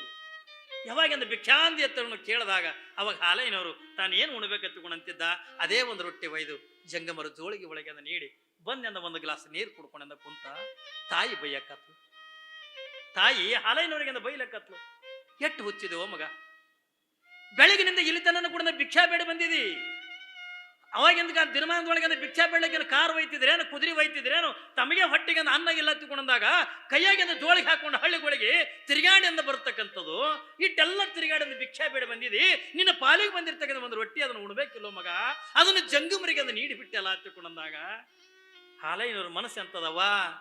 ನಾನು ದಿನ ಬೆಳಿಗ್ಗೆ ಹಿಂಗೆ ಹೋಗ್ತೀನಲ್ಲ, ನಾನು ಹೆಂಗೆ ಅಂದ ಹಸ್ತ ಅವ್ರ ಮನೆಗೆ ಭಿಕ್ಷಾಕ್ ಹೋಗಿರ್ತೀನಲ್ಲ, ಅವರು ನಮ್ಮ ಮನೆಗೆ ಅಂದ ಹಸ್ತ ಭಿಕ್ಷಾಕ್ ಬಂದಾರವ. ನಾನು ಅನ್ನೋದು ದೊಡ್ಡದಲ್ಲ ನೋಡ್ರಿ. 10-12 ವರ್ಷದ ಬಾಲಕನಾಗಿರ್ತಕ್ಕಂಥ ಹಾಲಯ್ಯನವರಿಗೆ ಮನಸ್ಸು ಅಂತದ್ದು ತಗೊಂಡು ಕೇಳಿದ್ರೆ ನಾನು ಉಣೋದು ದೊಡ್ಡದಲ್ಲ, ಇನ್ನೊಬ್ಬರ ಉಣೋದನ್ನ ನೋಡಿ ನಾನೇನು ಖುಷಿ ಪಡ್ತೇನಲ್ಲ, ಇದು ಮನುಷ್ಯನ ಜನ್ಮ, ಇದು ಮನುಷ್ಯನ ಧರ್ಮ, ಇದು ಮಾನವೀಯ ಧರ್ಮ. ನಾನು ನಿನ್ನೆ ನಿಮಗೆ ಜೇನನ್ನು ನೋಡದೆ ಅಂತ ಉದಾಹರಣೆ ಯಾಕೆ ಕೊಟ್ಟಿನಿ ಎತ್ತುಕೊಂಡೆ ಕೇಳಿದ್ರ, ಏನ್ರಿ ಅಷ್ಟು ಕಷ್ಟಪಟ್ಟು ತಾನು ಸಂಗ್ರಹ ಮಾಡಿರ್ತಕ್ಕಂಥ ಜೇನು ತುಪ್ಪವನ್ನ ತಾನು ತಿನ್ನಲಾರ್ದೇನೆ 4 ಜನ ಮಾನವರು ತಿಂದು ಖುಷಿ ಪಡ್ತಾರಲ್ಲ, ಅವ್ರು ಖುಷಿ ಪಡೋದನ್ನು ನೋಡಿ ತಾನು ಖುಷಿ ಪಡ್ತದಲ್ಲ, ಅದು ಅದ್ರ ಜನರಿ ಜೀವನ. ಇಲ್ಲ ಯಾಕೆ ಆ ಮಾತು ಬಳಸಿದ್ರೆ ನಮ್ಮಪ್ಪ ಯಾವ ಹಾಲಯ್ಯನವ್ರದ್ದು ಬದುಕು ಕೂಡ ಹಂಗೆ ಅದ. ತಾನು ಎಲ್ಲ ಕಷ್ಟಪಟ್ಟಂದು ಭಿಕ್ಷಾ ಬೇಡ್ಕೊಂಡು ಬಂದಾನೆ, ಇನ್ನೇನು ಉಣಬೇಕೆತ್ತುಕೊಂಡು ಅನ್ನೋದ್ರೊಳಗ ಯಾವಾಗಿಂದ ಜಂಗಮಾ ಮೂರ್ತಿಗಳು ಬಂದು ಭಿಕ್ಷಾಂತಿ ಎತ್ತುಕೊಂಡಂದಾಗ ತಾನು ಉಣತಕ್ಕಂಥ ಅನ್ನವನ್ನೇ ಒಯ್ದು ಆ ಜಂಗಮರ ಜೋಳಿಗೆ ಒಳಗಿಂದ ಹಾಕಿ ಒಂದ್ ತಮಗೆ ನೀರು ಕುಡದಿಂದ ಕುಂತಾನ. ತಾಯಿ ಬೈಲೆಕ್ಕತ್ತಳ, ರೊಟ್ಟಿ ಉಣ್ಬೇಕಲ್ಲೋ ಮಗ. ಇನ್ನು ನಾಳಿನ ಪರ್ಯಂತರವಾಗಿ ನಿನಗೆ ಅನ್ನನೇ ಇಲ್ಲ ಏನ್ರಿ. ಅದು ಒಂದು ರೊಟ್ಟಿ ಊಟ ಮಾಡ್ಲಿಲ್ಲತ್ತಂದ್ರ ನಾಳಿನ ನೀ ಭಿಕ್ಷಾ ಬೇಡ್ಕೊಂಡು ಬರುವವರೆಗೂ ಕೂಡ ಹೊಟ್ಟಿಗೆ ಅನ್ನ ಇಲ್ಲ. ನೀ ಹೆಂಗ ಬದುಕ್ತೋ ಮಗ, ಹೆಂಗ ಬದುಕ್ತಿ ಎತ್ತಿಕೊಂಡಾಗವ ಜಗತ್ತಿನ ನನ್ನಂತ ಎಷ್ಟೋ ಜೀವಿಗಳು ಹಂಗೆ ಬದುಕ್ತ. ತಂದೆ ಇರುತನನ್ನು ಕೂಡ ಒಂದು ಮಾತು ಹೇಳಿದ್ರೆ ಆಗ್ಲೇ ನಿಜಗುಣಿಸಿ ಹೋಗ್ಕೊಳ್ಳೋದು. ಆ ಸಂದರ್ಭ ಇಲ್ಲಿ ಬಂದದ ಹತ್ತಿಕೊಂಡಾಗ ನಾ ಹೇಳಬೇಕಾಗದೆ. ಯಾಕಂದ್ರೆ ಮಾತಂದ್ರೆ ನಿಜಗುಣಿಸಿ ಹೋಗ್ಕೊಳ್ಳೋ ಮಾತಾ ಬಸವಣ್ಣವ್ರಂದ ಹಾಲೈನವ್ರಿಗೆ ಹೇಳಿದ್ರಂತಂದ್ರೆ ಪುಣ್ಯ ಮಾಡಬೇಕು. ಅದ್ರಾಗ ಒಂದು ಮಾತು ಬರ್ತಲ್ರಿ, ದುರಿತ ಕರ್ಮವನ್ನು ಒಲ್ಲದಿರು ಪುಣ್ಯವನ್ನೇ ಮಾಡು. ಕೆಟ್ಟದ್ದು ಮಾಡಕ್ ಹೋಗ್ಬೇಡ. ನಿನ್ನ ಬದುಕಿನೊಳಗೆ ನಿನ್ನ ಇರುತನನ್ನು ಕೂಡ ಇನ್ನೊಬ್ಬರ ಮನಸ್ಸಿಗೆ ನೋವಾಗುವಂಗೆ ಬದುಕಬೇಡ. ಕೇವಲ ಮನುಷ್ಯರ ಮನಸ್ಸಿಗೆ ನೋವಾಗುವಂಗಲ್ಲ ಏನ್ರಿ. ಬಸವಣ್ಣನವರಿಂದ ಒಂದು ಮಾತನ್ನು ಹೇಳಿದ್ರು. ನಾವೆಲ್ಲ ಧರ್ಮ ಹತ್ತಿಕೊಂಡ್ರ ನಾವೆಲ್ಲ ಏನು ತಿಳ್ಕೊಂಡಿವಿ? ನಾವು ಧರ್ಮ ಹತ್ತಿಕೊಂಡು ರಬ್ಬಗೆ ಹಣಿಮೆಗೆ ವಿಭೂತಿ ಹತ್ಕೊಂಡು ರಬ್ಬ ಕಾವಿ ಬಟ್ಟೆ ಹಾಕೊಂಡು ಕೊರಳಾಗಿಂದ ರುದ್ರಾಕ್ಷಿ ಹಾಕೊಂಡು ಏನ್ರಿ ನಾವು ಊರಾಗಿಂದ ಇರುವುದೇ ನಾವು ಧರ್ಮ ತಿಳ್ಕೊಂಡಿವಿ. ನೀವೇನ್ ತಿಳ್ಕೊಂಡ್ರಿ? ಕೊಳ್ಳಾಗಿಂದ ಲಿಂಗ ಕಟ್ಕೊಳ್ಳೋದು, ಹಣಿಮೆ ರಬ್ಬ ವಿಭೂತಿ ಹಚ್ಕೊಳ್ಳೋದು ಏನ್ರಿ. ಮಂದಿ ಕಾಣಂಗಿಂದ 2 ಊದಿನ ಕಡೆ ಹಿಡ್ಕೊಂಡು ಹನುಮಂತರ ಗುಡಿ ಹಿಡ್ಕೊಂಡು ಊರಾಗಿನ ಎಲ್ಲ ದೇವರುಗಳು ತಿರುಗದೆ ಧರ್ಮ ತಿಳ್ಕೊಂಡಿವಿ. ಬಸವಣ್ಣವ್ರು ಇದನ್ನು ಹೇಳಿಲ್ಲ. ಧರ್ಮ ಹತ್ತಿಕೊಂಡ್ರೆ ನಾವು ಎಷ್ಟೋ ಜನ ಇವತ್ತಿನ ದಿನಮಾನದೊಳಗೆ ಜಾತಿಗೆ ಹೋಲಿಸ್ಲಕತ್ತೀವಿ. ನಾವು ಧರ್ಮ ಹತ್ತಿಕೊಂಡ್ರೆ ಕುಲಕ್ಕೆ ಹೋಲಿಸ್ಲಕತ್ತೀವಿ. ಧರ್ಮ ಹತ್ತಿಕೊಂಡ್ರೆ ಜಾತಿ ಅಲ್ಲ, ಧರ್ಮ ಹತ್ತಿಕೊಂಡ್ರೆ ಕುಲ ಅಲ್ಲ, ಧರ್ಮ ಹತ್ತಿಕೊಂಡ್ರೆ ಶ್ರೀಮಂತಿಕೆ ಅಲ್ಲ, ಧರ್ಮ ಹತ್ತಿಕೊಂಡ್ರೆ ಬಡತನ ಅಲ್ಲ. ಬಸವಣ್ಣನವರನ್ನ ಅಂದಿನ ದಿನಮಾನದೊಳಗರೆ ಸ್ಪಷ್ಟವಾಗಿ ಒಂದು ಮಾತನ್ನು ಹೇಳ್ತಾರೆ, ದಯವಿಲ್ಲದ ಧರ್ಮ ಅದಾವುದಯ್ಯ. ಅವ್ರು ಎಷ್ಟು ಚಂದ ಪ್ರಶ್ನೆ ಮಾಡ್ತಾರೆ ನೋಡ್ರಿ. ದಯವಿಲ್ಲದ ಧರ್ಮ ಅದಾವುದಯ್ಯ. ದಯವಿರಬೇಕು ಸಕಲ ಪ್ರಾಣಿಗಳಲ್ಲ. ಏನಂತಾರೆ ಅವ್ರಿ? ದಯ ಅಂದ್ರೇನು? ಪ್ರೀತಿ. ಧರ್ಮ ಹತ್ತಿಕೊಂಡನ್ನಾಗತ್ತೀವಲ್ಲ, ಯಾವ ಧರ್ಮ? ನೀವು ಯಾವ ಧರ್ಮದವರಿಂದ? ನಾವು ಪಂಚಮಸಾಲಿ ಧರ್ಮ. ನಿಮ್ದು ಯಾವ ಧರ್ಮ? ನಮ್ಮ ಐಗೋಳ ಧರ್ಮ. ನಿಮ್ದು ಯಾವ ಧರ್ಮ ಹತ್ತಿಕೊಂಡು ಇಂಥ ಧರ್ಮ ಅಂಥ ಧರ್ಮ ನಾವೇನು ಹೇಳಕತ್ತೀವಲ್ಲ, ಅವು ಜಾತಿ. ಅವು ನಾವು ಮಾಡುವಂತ ಏನ್ರಿ ಕಾಯಕದ ಮೇಲೆ ಅದು ಬಂದಿರತಕ್ಕಂಥ ಜಾತಿಗಳು. ಆದ್ರೆ ಧರ್ಮ ಅಲ್ಲ. ಧರ್ಮ ಯಾವುದು? ಎಲ್ಲ ಜೀವಿಗಳನ್ನ ಏನ್ರಿ ಪ್ರೀತಿ ಮಾಡೋದು ಯಾವ ಕಲಿತಾನಲ್ಲ ಅವ ನಿಜವಾಗಿರ್ತಕ್ಕಂಥ ಧರ್ಮವಂತನೇ ಹೊರತಾಗಿ ಎಲ್ಲರೂ ಕೂಡ ಧರ್ಮವಂತರಾಗಕ್ಕಾಗಂಗಿಲ್ಲ. ನಾವೆಲ್ಲ ಇಲ್ಲಿ ಗಂಗಾವತಿ ಒಳಗಂದ್ರೆ ಯಾರು ದೊಡ್ಡವರು ಏನ್ರಿ? ಯಾರು ದೊಡ್ಡವರು ಹತ್ತಿಕೊಂಡಂತೀವಲ್ಲ. ಹಾಗಾದ್ರೆ ಯಾರು ದೊಡ್ಡವರು ಹತ್ತಕೊಂಡಂದಾಗ ನೀವೇನಂತೀರಿ? ಇಲ್ರಿ ನಮ್ಮಲ್ಲಿ ಒಬ್ಬ ದೊಡ್ಡವ ಅದಾನ. ಯಾಕೆ ದೊಡ್ಡವ? ಇಲ್ರಿ 100 ಎಕರೆ ಜಮೀನ್ ಅದ, ಸಿಕ್ಕಾಪಡೆ ಭತ್ತ ಬೆಳಿತಾನ, ದೊಡ್ಡ ರಾಜಕಾರಣ ಅದಾನ, ದೊಡ್ಡ ಎತ್ತರ ಮನೆ ಕಟ್ಟ್ಯಾನ ಏನ್ರಿ, ಅದಕ್ಕೆ ಅವನಿಗೆ ದೊಡ್ಡವ್ರು ಅಂತೀವಿ. ಎತ್ತಿಕೊಂಡಂತಿರಲ್ಲ, ಅವ ದೊಡ್ಡವ ಅಲ್ಲ. ಭಾಳ ಎತ್ತರ ಮನೆ ಕಟ್ಟದವಂದ ದೊಡ್ಡವಲ್ಲ ಏನ್ರಿ. ಕೋಟಿಗಟ್ಟಲಿಂದ ರೊಕ್ಕ ಗಳಿಸ್ತಿರ್ತಕ್ಕಂಥ ದೊಡ್ಡವನಲ್ಲ. ಹಾಗಾದ್ರೆ ಯಾರಿಗೆ ದೊಡ್ಡವರು ಅನ್ನಬೇಕಂತ ಕೇಳಿದ್ರೆ ಯಾವನ ಬಲ್ಲಿಂದ ದೊಡ್ಡ ಗುಣಗಳದವ ಅವ ನಿಜವಾಗಿರ್ತಕ್ಕಂಥ ದೊಡ್ಡವನೇ ಹೊರತಾಗಿ ಎಲ್ಲರೂ ಕೂಡ ದೊಡ್ಡವರು ಆಗಕ್ಕಾಗಂಗಿಲ್ಲ ಏನ್ರಿ. ಯಾವನ ಬಲ್ಲಿ ದೊಡ್ಡ ಗುಣ ಅದಾವಲ್ಲ ಅವ ದೊಡ್ಡವ. ಯಾರು ಶ್ರೀಮಂತರು? ನಾವು ಶ್ರೀಮಂತರು ಅಂದ ಕೂಡ ಅವ್ರು ಹಾಕೊಂಡಿರ್ತಕ್ಕಂಥ ಬಂಗಾರ, ಅವ್ರು ಹಾಕೊಂಡಿರ್ತಕ್ಕಂಥ ಬೆಳ್ಳಿ, ಅವ್ರು ಗಳಿಸಿರ್ತಕ್ಕಂಥ ಆಸ್ತಿ ನೋಡಿ ನಾವು ಶ್ರೀಮಂತರ ತಗೊಂಡು ಕರಿತೀವಲ್ಲ, ಅವ್ರು ಯಾರು ಕೂಡ ಶ್ರೀಮಂತರಲ್ಲ. ಅವ್ರಿಗಿಂತ ಬಡವರು ಜಗತ್ತಿನೊಳಗೆ ಯಾರೂ ಇಲ್ಲ. ಏನು ರೊಕ್ಕ ಗಳಿಸಿರ್ತಾರ, ಏನು ದೊಡ್ಡ ಶ್ರೀಮಂತಿಗೆ ಗಳಿಸಿರ್ತಾರಲ್ಲ ಅವ್ರಿಗಂದ ಶ್ರೀಮಂತರು ಅನ್ನೋದಲ್ಲ. ಯಾರು ಶ್ರೀಮಂತರು ಯಾರಿಗಂದ ಶ್ರೀಮಂತರನ್ನ ಬೇಕಂತಕೊಂಡು ಕೇಳಿದ್ರೆ ಯಾವನಲ್ಲಿಂದ ಹೃದಯ ಶ್ರೀಮಂತಿಗೆ ಇರ್ತದೋ ಅವ ನಿಜವಾಗಿರ್ತಕ್ಕಂಥ ಶ್ರೀಮಂತನೇ ಹೊರತಾಗಿ ಎಲ್ಲರೂ ಕೂಡ ಶ್ರೀಮಂತರಾಗಕ್ಕಾಗಂಗಿಲ್ಲ. ಹೃದಯ ಶ್ರೀಮಂತಿಗೆ ಬೇಕು. ಇನ್ನೊಬ್ಬರನ್ನ ಪ್ರೀತಿ ಮಾಡ್ತಕ್ಕಂಥ ಗುಣ ಬೇಕು. ಯಾವ ಜಗತ್ತನ್ನ ಪ್ರೀತಿ ಮಾಡ್ತಾನೆ, ಸಕಲ ಜೀವಿಗಳನ್ನ ಯಾವ ಪ್ರೀತಿ ಮಾಡ್ತಾನೆ, ಅವನೇ ನಿಜವಾಗಿರ್ತಕ್ಕಂಥ ಧರ್ಮವಂತ ಅನ್ನುವಂಥ ಮಾತನ್ನ ಇದು ನಾನು ಹೇಳ್ತಕ್ಕಂಥದ್ದಲ್ಲ. ಹಾನಗಲ್ಲ ಕುಮಾರಸ್ವಾಮಿಗಳು ನಾವೆಲ್ಲ ಹೃದಯ ಶ್ರೀಮಂತಿಕೆ ಅನ್ನತಕ್ಕಂಥ ಹೊಂದಿರಬೇಕು. ನಾವು ಬರೀ ಧರ್ಮ ಹತ್ತಿಕೊಂಡ್ರೆ ನಾವೆಲ್ಲ ಈ ಜಾತಿಗಳಿಗೆ ನಾವು ಧರ್ಮ ಹತ್ತಿಕೊಂಡು ಕರಿಲಿಕ್ಕೆ ಎತ್ತೀವಲ್ಲ. ಬಸವಣ್ಣನವ್ರ ಮಾತಿಗೆ ಅನುಗುಣವಾಗಿ ಜಗತ್ತಿನ ಯಾವ ಪ್ರೀತಿ ಮಾಡ್ತಾನೋ, ಜಗತ್ತಿನ ಜೀವಿಗಳನ್ನ ಯಾವ ಪ್ರೀತಿ ಮಾಡ್ತಾನೋ ಅವನೇ ನಿಜವಾಗಿರ್ತಕ್ಕಂಥ ಧರ್ಮವಂತ. ಅದಕ್ಕಾಗಿ ನನ್ನ ಮಹಾತ್ಮರಂತಾರ ದುರಿತ ಕರ್ಮವನ್ನಲ್ಲಿದ್ರು. ನಿನ್ನಿಂದ ಇನ್ನೊಬ್ಬರಿಗೆ ಮನಸ್ಸಿಗೆ ನೋವಾಗಬಾರ್ದು, ನಿನ್ನಿಂದ ಇನ್ನೊಬ್ಬರ ಮನಸ್ಸಿಗೆ ಏನ್ರಿ ಕೆಟ್ಟದಂತಗನ ಆಗಬಾರ್ದು. ಆ ರೀತಿಯಾಗಿ ಬದುಕು. ಒಂದು ವೇಳೆ ನಿನ್ನ ಕೈಲಿ ಏನೂ ಮಾಡ್ಲಿಕ್ಕೆ ಆಗದೆ ಇದ್ರು ಪರವಾಗಿಲ್ಲ, ಪುಣ್ಯ ಮಾಡ್ಬೇಕಂತಕೊಂಡು ಹೇಳ್ತಾರೆ ಏನ್ರಿ. ಹಾನಗಲ್ ಕುಮಾರಸ್ವಾಮಿಗಳು ಮಾಡಿದ್ರಲ್ಲ, ತಾನು ಉಣತಕ್ಕಂಥ ಒಂದು ರೊಟ್ಟಿಯನ್ನ ಏನ್ರಿ ಬಂದಿರ್ತಕ್ಕಂಥ ಜಂಗುಮನಿಗಿಂದ ನೀಡಿದ್ರಲ್ಲ, ಪುಣ್ಯ ತಿಳ್ಕೊಂಡ್ರ ಭಾಳ ಮಂದಿ ತಪ್ಪು ತಿಳ್ಕೊಂಡ. ನಾವೆಲ್ಲ ಹೇಳ್ತಿರ್ತೀವಿ, ಪ್ರತಿಯೊಬ್ಬ ಪ್ರವಚನಕಾರರು ಎಲ್ಲರೂ ಕೂಡ ನಾವು ಹೇಳ್ತೀವಿ ಪುಣ್ಯ ಮಾಡ್ಬೇಕಂತಕೊಂಡು ಹೇಳ್ತೀವಿ. ಪುಣ್ಯ ಅಂದ್ರೆ ಏನು ಮಾಡ್ಬೇಕ್ರಿ ಅನ್ನೋದು ಭಾಳ ಮಂದಿ ಗೊತ್ತಿಲ್ಲ ಏನ್ರಿ. ಪುಣ್ಯ ಅಂದ್ರೆ ತಿರುಪತಿಗೆ ಹೋಗಿ ತಲೆ ಬಳಸ್ಕೊಂಡು ಏನ್ರಿ, ತಿರುಪತಿಗೆ ಹೋಗಿ ತಲೆ ಬಳಸ್ಕೊಂಡು ಬಂದ್ರೆ ಪುಣ್ಯ ಬರ್ತಂದ್ರೆ ಏನು? ನೀವು ತಲೆಯನ್ನು ಕೂದಲು ಹೋಗ್ತಾವ ಮತ್ತೆ ಬರ್ತಾವತ್ತಂದ್ರೆ ಬೋಳಿಸ್ಕೋತೀರಿ, ಹೌದಲ್ರಿ. ತಿರುಪತಿಗೆ ಹೋಗಿ ಮೂಗು ಕೊಯ್ಕೊಂಡು ಬರ್ರಿ ನೋಡೋಣ, ಪುಣ್ಯ ಬರ್ತದ. ಹಂಗ್ರಿ ಕಿವಿ ಕೊಯ್ಕೊಂಡು ಬರ್ರಿ, ಇವು ಕೂದಲ ನೀರಿಲ್ಲ ಗೊಬ್ಬರ ಇಲ್ಲ, ತಂತಾನೆ ಬೆಳಿತಾವತ್ತಂದು ಹೋಗಿ ತಲೆ ಕೊಟ್ಟಂದ್ರೆ ಬರೋದು. ಇದು ಅಲ್ಲ ಪುಣ್ಯ ಗಳಿಸೋದೇನು? ಎಲ್ಲರೂ ಹೋಗಿ ಅಂದ್ರೆ ಯಾವುದೋ ಒಂದು ದೇವರಿಗೆ $1 ಕೋಟಿ ಖರ್ಚು ಮಾಡಿ ಏನ್ರಿ ಬಂಗಾರ ಕಿರೀಟ ಹಾಕಿ ಬಂದ್ರೆ ಪುಣ್ಯ ಬರಂಗಿಲ್ಲ. ಏನ್ರಿ ಲಕ್ಷಗಟ್ಟಲೆ ದಾನ ಕೊಟ್ಟರೆ ಪುಣ್ಯ ಬರ್ತದೆ ತಗೊಂಡಲ್ಲ. ಏನ್ರಿ ನಮ್ಮ ಹಾನಗಲ್ ಕುಮಾರಸ್ವಾಮಿಗಳ ಪದ್ಧತಿಗೆ ಅನುಗುಣವಾಗಿ ಅಪ್ಪ ಬಸವಣ್ಣನವರ ಮಾರ್ಗದರ್ಶನದೊಳಗೆ ಏನು ಪುಣ್ಯ ತಗೊಂಡದಕ್ಕೆ ಕೇಳಿದ್ರ ಏನು ಬಹಳ ದೊಡ್ಡ ಪುಣ್ಯ ಗಳಿಸೋದಂದ್ರೆ ಬಹಳ ದೊಡ್ಡ ಮಾತೇನಲ್ಲ. ಹಸ್ತು ಬಂದವನಿಗೆ ಒಂದು ತೂತ ಅನ್ನ ಹಾಕ್ರಿ, ಈಟೆ ಪುಣ್ಯ, ಮತ್ತೊಂದು ಏನಿಲ್ಲ. ಹಸ್ತು ಬಂದವ್ರಿಗೆ ಒಂದು ತೂತ ಅನ್ನ ಹಾಕ್ರಿ, ನೀರಡಿಸಿ ಬಂದವರಿಗೆ ಒಂದು ನೀರು ಕೊಡ್ರಿ, ಆಶ್ರಯವನ್ನು ಕೇಳ್ಕೊಂಡು ಬಂದಿರ್ತಕ್ಕಂಥವ್ರಿಗೆ ಆಶ್ರಯವನ್ನು ಕೊಡ್ರಿ.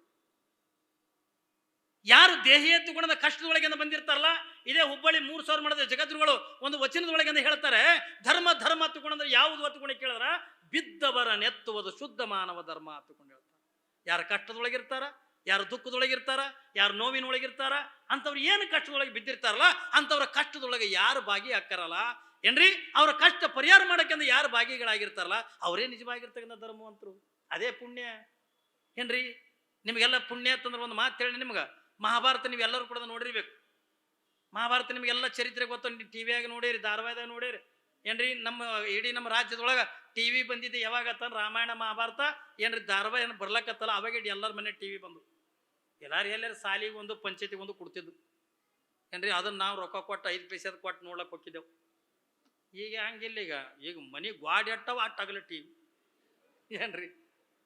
ಈಗ ಸಣ್ಣ ಟಿವಿ ತಂದ್ರೆ ನಡೆಯಂಗಿಲ್ಲ, ನೋಡಾಗಿ ಮಗಳ ಮನೆನಕ್ಕೆ ಅಂದ ಆಕೆ ಅಂಥ ಟಿವಿ ತರಿಸಾಳ, ನೀನು ನೀನು ವಾಯ ಮಣ್ಣು ತುಂಬ ಗಂಡಗೆ ಬೈದು ಇಡೀ ಗಾಡಿ ತುಂಬ ಟಿವಿ. ನಾವು ಒಬ್ಬೊಬ್ರು ಶ್ರೀಮಂತರ ಮನೆಗೆ ಅಂತ ಹೋಗಿರ್ತೀವಿ, ಒಂದೊಂದು ಅದು ಟಿವಿ ನೋಡಾಕನೆ ಒಂದು ದೊಡ್ಡ ಹಾಲ್ ಮಾಡಿಬಿಟ್ಟು ಸಿನಿಮಾ ಥಿಯೇಟರ್ ಮಾಡ್ದಂಗೆ ಏನ್ರಿ ಮಾಡಿರ್ತಾರ. ನೀವೆಲ್ಲ ಧಾರಾವಾಹಿ ಅಂತ ನೋಡ್ತೀರಿ, ಎಲ್ಲಾನು ಕೂಡ ನೋಡಿರಿ. ಸುಮ್ಮನೆ ನಿಮ್ಗೆ ಗೊತ್ತಿದ್ದಿದ್ದೆ ಒಂದು ಮಾತು ನಿಮ್ಮನ್ನು ನೆನಪು ಮಾಡಿ ಕೊಡ್ತೀನಿ. ಪುಣ್ಯ ಅಂದ್ರೆ ಏನು? ಪುಣ್ಯ ಮಾಡಬೇಕು. ಆ ಪುಣ್ಯ ಒಂದಿಲ್ಲ ಒಂದು ದಿವಸ ನಮ್ಮನ್ನ ಕೈ ಹಿಡಿತದೆ, ನಮ್ಮನ್ನು ಕಾಪಾಡ್ತದೆ. ಇನ್ನು ಮಹಾಭಾರತದೊಳಗ ಏನ್ರಿ ಪಾಂಡವರಿಗೂ ಮತ್ತು ಕೌರವರು ಪಗಡಿ ಆಟ ಆಡ್ತಿದ್ರು. ಸುಮ್ಮನೆ ನಿಮ್ಗೆ ಗೊತ್ತದ, ನಾನು ನೆನಪು ಮಾಡಿ ಕೊಡ್ತೀನಿ ಅಷ್ಟೇ. ಯಾಕಂದ್ರೆ ಪುಣ್ಯ ಮಾಡಿದ್ರೆ ಏನು ಬರ್ತೈತಿ. ಯಾಕೆ ಇವತ್ತು ನಮ್ಮಪ್ಪ ಏನ್ರಿ ಇಡೀ ದೇಶ ತುಂಬ ಅಲ್ಲ ಇಡೀ ವಿಶ್ವ ತುಂಬಾನು ಕೂಡ ಹಾನಗಲ್ಲ ಕುಮಾರಸ್ವಾಮಿಗಳು ಯಾಕಿಟ್ಟು ದೊಡ್ಡ ಮಟ್ಟಕ್ಕಿಂತ ವಾದ್ರ ಒತ್ತಿಕೊಂಡ್ರ ಅವ್ರು ಮಾಡಿರ್ತಕ್ಕಂಥ ಪುಣ್ಯನೇ ಅವರನ್ನು ಇಟ್ಟು ಎತ್ತರಕ್ಕಿಂದ ಹೋಯ್ತು ಏನ್ರಿ. ಬಸವಣ್ಣವ್ರ ಲಿಂಗದಾಗ 8 ವರ್ಷ ಐತ್ರಿ. 12ನೇ ಶತಮಾನ ತಗೊಂಡಂತೀವಲ್ಲ, 1000 ವರ್ಷ ಕಳೆದ್ರು ಬಸವಣ್ಣನವರು ಇವತ್ತಿನ ತನಕ ಕೂಡ ಜೀವಂತವಾಗಿ ಆಧಾರ ತಗೊಂಡದ್ರೆ ಅವತ್ತು ಅವ್ರು ಮಾಡಿರ್ತಕ್ಕಂಥ ಪುಣ್ಯನೇ ಅವ್ರು ಇವತ್ತಿನ ತನಕ ಕೂಡ ಜೀವಂತವಾಗಿ ಅದರ ಬಸವಣ್ಣವ್ರು. ಕಲ್ಪನೆ ಇರ್ಬೇಕು ನಮಗ, ಪುಣ್ಯ ಮಾಡಬೇಕು. ಪುಣ್ಯ ಅಂದ್ರೆ ಹೆಂಗೆ ಮಾಡೋದು? ಏನು ಮಾಡಿದ್ರೆ ಪುಣ್ಯ ಬರ್ತದ? ಏನು ರೊಕ್ಕ ಕೊಟ್ಟರೆ ಪುಣ್ಯ ಬರ್ತದೋ, ಬಂಗಾರ ಕೊಟ್ಟರೆ ಪುಣ್ಯ ಬರ್ತದೋ? ಏನು ಕೊಡೋದು ಬೇಕಾಗಿಲ್ಲ. ಈ ಮಹಾಭಾರತದ ಒಂದೇ ಒಂದು ಘಟನೆಗಳೇ ಹೇಳಿ ಬಿಡ್ತೀನಿ ನಾನು. ಕೌರವರಿಗೆ ಪಾಂಡವರಿಗೆ ಅಂದ ಪಗಡಿ ಆಟ ನಡೆದಿತ್ತು ಏನ್ರಿ. ಕೌರವರಿಗೆ ಪಾಂಡವರಿಗೆ ಅಂದ ಪಗಡಿ ಆಟ ನಡೆದಿತ್ತು. ಪಗಡಿ ಆಡ್ತಿದ್ರು. ಈಗ ಆಡ್ತಾ ಇರುವಂತ ಪ್ರಸಂಗದೊಳಗ ಪಾಂಡವರು ಎಲ್ಲವನ್ನು ಕೂಡ ಸೋತ್ ಬಿಟ್ರು. ಇದೆಲ್ಲ ನಿಮ್ಗೆ ಗೊತ್ತದ. ಆಸ್ತಿ ಹೋಯ್ತು, ಅಂತಸ್ತು ಹೋಯ್ತು, ರಾಜ್ಯ ಹೋಯ್ತು, ಎಲ್ಲವನ್ನು ಕೂಡ ಕಳ್ಕೊಂಡು ಬಿಟ್ರು. ದುರ್ಯೋಧನಿಗೆ ಅಂದ ಖುಷಿ ಆಯ್ತು, ನಗಲಿಕ್ಕತ್ತು ದುರ್ಯೋಧನ, ಧರ್ಮರಾಜ ನೀ ಎಲ್ಲವನ್ನು ಕೂಡ ಕಳ್ಕೊಂಡು ಬಿಟ್ಟಲ್ಲ, ಎಲ್ಲವನ್ನು ಕೂಡ ಸೋತ್ ಬಿಟ್ಟಲ್ಲ ಆತುಕೊಂಡು ನಗಲಿಕ್ಕತ್ತ. ಯಾವಾಗಿಂದ ಪಾಂಡವರೆಲ್ಲ ಕಣ್ಣೀರು ಹಾಕುವಂತ ತಲೆ ತೆಳಕ್ ಮಾಡ್ಕೊಂಡು ಎಲ್ಲಾನು ಕೂಡ ಕಳ್ಕೊಂಡು ಬಿಟ್ಟೇವಲ್ಲ ಆತುಕೊಂಡು ಚಿಂತೆ ಮಾಡಕತ್ತಿದ್ರು. ದುರ್ಯೋಧನ ನಕ್ಕುವಂತ ಧರ್ಮರಾಜನಿಗೆ ಒಂದು ಮಾತಂತಾನೆ, ಧರ್ಮರಾಜ ನೀನು ಎಲ್ಲವನ್ನು ಕೂಡ ಕಳ್ಕೊಂಡು ಬಿಟ್ಟು ನಿನ್ನ ಹತ್ರ ಏನು ಉಳಿಲಿಲ್ಲ, ಆದ್ರೂ ಇನ್ನೂ ಒಂದೈತೆ, ಅದನ್ನ ಈ ಆಟದೊಳಗೆ ಇಟ್ಟು ಆಡಿ ಈ ಆಟವನ್ನು ನೀ ಗೆದ್ದಿ ಎತ್ತಿಕೊಂಡ್ರ ಹಿಂದೆ ಏನು ಸೋತಿದೆಯಲ್ಲ ಸೋತಿದ್ದ ಎಲ್ಲವನ್ನು ಕೂಡ ಮರಳಿ ಕೊಡ್ತೀನಿ ಎಂದ. ಪಾಂಡವರು ಒಬ್ರಿಗೊಬ್ರು ಮುಖ ನೋಡಕತ್ರು, ಎಲ್ಲಾನು ಕೂಡ ಹೋಗ್ಯದ. ಮೈ ಮೇಲೆ ಉಟ್ಕೊಂಡಿರ್ತಕ್ಕಂಥ ಬಟ್ಟಿ ಬಿಟ್ರೆ ಏನು ಕೂಡ ಉಳಿದಿಲ್ಲ. ಹಾಗಾದ್ರೆ ಇನ್ನೂ ಐತೆ ಎತ್ತಿಕೊಂಡ್ರೆ ಏನಿದ್ದಿರ್ಬೇಕು? ಅವಾಗ ದುರ್ಯೋಧನ ಅಂತಾನ, ನಿಮ್ಮಲ್ಲಿ ಯಾವ ಸಿರಿ ಸಂಪತ್ತು ಇಲ್ಲ, ಒಂದೇ ಒಂದದ. ಅದು ಏನು ಮತ್ಕೊಂಡು ಕೇಳಿದ್ರೆ ನಿಮ್ಮ ಧರ್ಮ ಪತ್ನಿಯಾಗಿರ್ತಕ್ಕಂಥ ದ್ರೌಪದಿಯನ್ನ ಈ ಆಟದೊಳಗೆ ಇಟ್ಟು ಆಡಿ ಈ ಆಟ ಗೆದ್ರಿ ಅಂತಂದ್ರ ಹಿಂದೂ ಸೋತಿದ್ದು ಎಲ್ಲವನ್ನು ಮರಳಿ ಕೊಡ್ತೀನಿ ಅಂತ 5 ಮಂದಿ ವಿಚಾರ ಮಾಡಕತ್ರು. ಹೆಂಗ್ ಮಾಡೋದು ಈಗ ಏನ್ರಿ? ಹೆಣ್ತಿನ ಇಟ್ಟು ಆಡುವುದ ಹೆಂಗ? ಎಲ್ಲರೂ ತೀರ್ಮಾನ ತಗೊಂಡ್ರು. ಕೊನೆಗೆ ಒಂದು ತೀರ್ಮಾನ ಏನು, ಅಪ್ಪಿ ಇದು ಇಟ್ಟು ಆಡದಿ ಬೆತ್ತಿಕೊಂಡ್ರ ಈ ಆಟವನ್ನು ಗೆದ್ದು ಬಿಟ್ಟಿವತ್ತಂದ್ರ ಹಿಂದೂ ಸೋತಿದ್ದು ಎಲ್ಲಾನು ಕೂಡ ಮರಳಿ ಕೊಡ್ತೀನಿ ಅಂತಂದಾಗ ಆಡೂನ ತಗೊಂಡು ತೀರ್ಮಾನ ತಗೊಂಡ್ರು. ನೋಡ್ರಿ ಪಾಂಡವ್ರು ಹೆಣ್ತಿಗೆ ಆಡದಾಗ ಇಟ್ಟು ಆಡೋದು. ನಮ್ಮ ಮಂದಿನೇ ಚಲೋ ಅಲ್ರಿ. ಅವಾಗ ಪಗಡೆ ಅಂತಿದ್ರು, ಈಗ ಇಸ್ಪೇಟ್ ಅಂತಾರೆ. ಅಟೆ ಇಸ್ಪೇಟ್ ಅಂತಾರೆ, ಈ ಕಡೆ ಏನು ಪತ್ತಿ ಅಂತಾರೆ, ಏನಂತಾರೆ ಇಸ್ಪೇಟೆ ಅಂತಾರ ಏನ್ರಿ. ನಮ್ಮ ಮಂದಿ ಏನ್ರಿ ಅವರಟ್ಟು ಕೆಳಮಟ್ಟಕ್ಕಿಂತ ಹೋಲಿಲ್ಲ. ನಮ್ಮ ಮಂದಿನ ಬಂಗಾರ ಹಚ್ಚಂದ ಇಸ್ಪೇಟೆ ಆಡ್ಯಾರ, ಮನಿ ಮಾರಿ ಇಸ್ಪೇಟೆ ಆಡ್ಯಾರ, ಹೊಲ ಮಾರಿ ಇಸ್ಪೇಟೆ ಆಡ್ಯಾರ ಏನ್ರಿ. ಹೆಣ್ತಿ ಕೊಳ್ಳನ ತಾಳಿನೂ ಕೂಡ ಇಟ್ಟಂದ ಇಸ್ಪೇಟೆ ಆಡ್ಯಾರ, ಹೊರತಾಗಿ ಹೆಣ್ತಿನಿಟ್ಟು ಯಾರು ಇಸ್ಪೇಟೆ ಆಡ್ಯಾರ? ಯಾರು ಆಡಿಲ್ಲ. ಯಾಕಂದ್ರೆ ನನ್ನ ಹೆಣ್ತಿ ಒಂದು ಇದು ಇರ್ತದಲ್ಲ, ಯಾವುದೋ ಒಂದು ಕಾಲು ತಿಕ್ಕಿ ಅಳ್ಳಕತ್ತಿತ್ತ ಹೆಣ್ತಿ ಸತ್ತಾಗ. ಅವ ಊರ್ಗೌಡ ಬಂದ, ಯಾಕೋ ಅವನು ಒಂದು ಸಾವನ ಕಾಲ ನಾ ಆಕಿ ಹಾದಳ್ರಿ ಅಪ್ಪ, ನಾ ಹ್ಯಾಂಗೆ ಮಾಡ್ರಿ ಅಪ್ಪ, ಹ್ಯಾಂಗಿರ್ರಿ ಅಪ್ಪ ಅಂತಂದು ಒಂದು ಸಾವನ ಅಳ್ಳಕತ್ತಿದ್ದೀವ. ಅವ ಗೌಡ ನಮ್ಮ ಮಗನ ಕೂಡ್ಲನ ಒಂದು ಕಪಾಳಕಂದು ಹಾಕ್ರಿ ಅಂದ. ಮಗನ ಇವ 2 ವರ್ಷದಿಂದ ನಿಮ್ಮ ಅಪ್ಪ ಸತ್ತ, ಒಂದು ಹನಿಯರು ಕಣ್ಣ ನೀರು ಹಾಕಿದಿ ಬೇಡ. ಹೋದ ವರ್ಷದಿಂದ ನಿಮ್ಮ ಮೌ ಸತ್ತಳು, ಒಂದು ಹನಿ ಕಣ್ಣ ನೀರು ಹಾಕಿದಿ. ಈಗ ಹೆಣ್ತಿ ಸತ್ತಳತು ಹೆಂಗೆ. ಅವಾಗ ಅವ ಅಂದ, ಸುಮ್ಕುಂದ್ರ ಏ ಗೌಡ್ರ ಅಂದ. ಯಾಕೋ ಅದು ಹಿಂದೆ ನಮ್ಮ ಅಪ್ಪ ಸತ್ನ, ಊರನ್ನ ಹಿರಿಯರು ಎಲ್ಲರೂ ಬಂದ್ರೆ ನಿಮ್ಮ ಅಪ್ಪ ಸತ್ರ ಏನಾಯ್ತು, ನಾವೆಲ್ಲ ನಿನ್ನ ತಂದಿ ಸ್ಥಾನದಾಗ ನಿಂತ್ಕೊಂಡು ನಿನ್ನ ಜಾಕಿ ಮಾಡ್ತೀವಿ, ಗಪ್ಪಾಗತ್ತಂದ್ರಿ ಗಪ್ಪಾಗಿನಿ. ಹೋದ ವರ್ಷ ನಮ್ಮ ಅವ್ವ ಸತ್ತಳು, ನಮ್ಮ ಅವ್ವ ಸತ್ತಾಗ ಇಡೀ ಊರು ಹೆಣ್ಮಕ್ಳೆಲ್ಲ ಬಂದು ನನಗೆ ಸಮಾಧಾನ ಮಾಡಿದ್ರು. ನಿನ್ನ ತಾಯಿ ಸತ್ರ ಏನಂತ ಮಗ, ಏನ್ರಿ ನಾವೆಲ್ಲ ನಿನಗೆ ತಾಯಿ ಇದ್ದಂಗೆ ಇದೀವಿ, ನಿನ್ನ ಜಾಕಿ ಮಾಡ್ತೀವಿ ಅಂತಂದ್ರು. ಅವಾಗ ಗಪ್ಪಾದೆ. ಈಗ ನನ್ನ ಹೆಂಡತಿ ಸತ್ತಾಳು, ಒಬ್ಬರು ಅನ್ನಲ್ರು. ಯಾರು ರೀ, ಯಾರೇ ಅಂತಾರೆ, ಯಾರು ಅನ್ನಂಗಿಲ್ಲ. ಯಾಕಂದ್ರೆ ಹೆಂಡತಿ ನನ್ನಕ್ಕೆ ಅನ್ನೋದು ಒಂದು ಅಭಿಮಾನ ಇರ್ತದ. ಎಷ್ಟು ಸ್ವಾಭಿಮಾನ ತಿಳ್ಕೊಂಡ್ರ ಈಗ ನಮ್ಮ ಜನನೇ ಚಲೋ. ಯಾವಾಗಿಂದ ಪಾಂಡವರಿಂದ ದ್ರೌಪದಿಯನ್ನು ಆಟದೊಳಗಿಂದ ಇಟ್ಟರು, ಆಡ್ತಾಗಿರುವಂಥ ಪ್ರಸಂಗದೊಳಗ ದ್ರೌಪದಿಯನ್ನು ಕೂಡ ಕಳ್ಕೊಂಡ್ಬಿಟ್ರು. ಆಸ್ತಿ ಹೋಯ್ತು, ಹೆಂಡತಿ ಬಾದ್ಲು, ಎಲ್ಲವನ್ನು ಕೂಡ ಕಳ್ಕೊಂಡು ಕಣ್ಣೀರು ಹಾಕುವಂದ ಈ ಪಾಂಡವರಿಂದ ಕುತ್ಕೊಂಡ್ರು. ಆಶ್ಚರ್ಯ ಹೇಳ್ತೀನಿ ನಿಮ್ಗ, ದುರ್ಯೋಧನ ಎಟ್ರು ಮಟ್ಟಿಗೆ ಪಾಪಿ ಎತ್ತಿಕೊಂಡ್ರ ದ್ರೌಪದಿ ಯಾರು ಅಣ್ಣನ ಹೆಂಡತಿ ಎತ್ತಿಕೊಂಡ್ರ ಇವತ್ತಿನ ದಿನಮಾನದಾಗನು ನಾವೆಲ್ಲಾಕಿನ ತಾಯಿ ರೂಪದಾಗ ಕಾಣ್ತೀವಿ. ಅಣ್ಣ ಹೆಂಡತಿ ಅಂದ್ರೆ ತಾಯಿನೇ ಅಲ್ರಿ. ನೋಡ್ರಿ, ಪ್ರತಿಯೊಬ್ಬ ಮನುಷ್ಯನೂ ಕೂಡ 3 ಜನ ತಂದೆಯರು ಇರ್ತಾರೆ. ಕಲ್ಪನೆ ಇರಲಿ ನಿಮಗ, 3 ಜನ ತಂದೆ ಏನ್ರಿ, 2 ತಾಯಂದಿರು ಇರ್ತಾರ ಎಲ್ಲರಿಗೂ. ನಮಗಾಯ್ತು ನಿಮಗಾಯ್ತು ಎಲ್ಲರಿಗೂ 3 ಜನ ತಂದೆ 2 ತಾಯಂದಿರು ಇರ್ತಾರ. ಅದ್ಯಾಂಗ್ರಿ ಅಜ್ಜರ ತಂದಿರಿ ಮತ್ತ ಏನ್ರಿ, ಹಡದ ತಂದೆ ಒಬ್ಬ ಬೇರೆನೆ, ಏನ್ರಿ ಸೋದರ ಮಾವ ಇನ್ನೊಬ್ಬ ತಂದಿನೇ, ಏನ್ರಿ ತಾಯಿ ತಮ್ಮ ಅಥವಾ ಅಣ್ಣ ಸೋದರ ಮಾವ ತಗೊಂಡು ಏನಂತೀವಲ್ಲ ಅವನು ಕೂಡ ತಂದೆ ಸ್ಥಾನದಾಗ ಇರ್ತಾನೆ. ಇನ್ನು ಜಗತ್ತಿನ ಧರ್ಮದ ಗುರು ಅವನು ಒಬ್ಬಂದ ತಂದಿನೇ. ಏನ್ರಿ, ಪ್ರತಿಯೊಬ್ಬ ಮನುಷ್ಯನಿಗೆ 3 ತಂದಿರ್ತಾರ.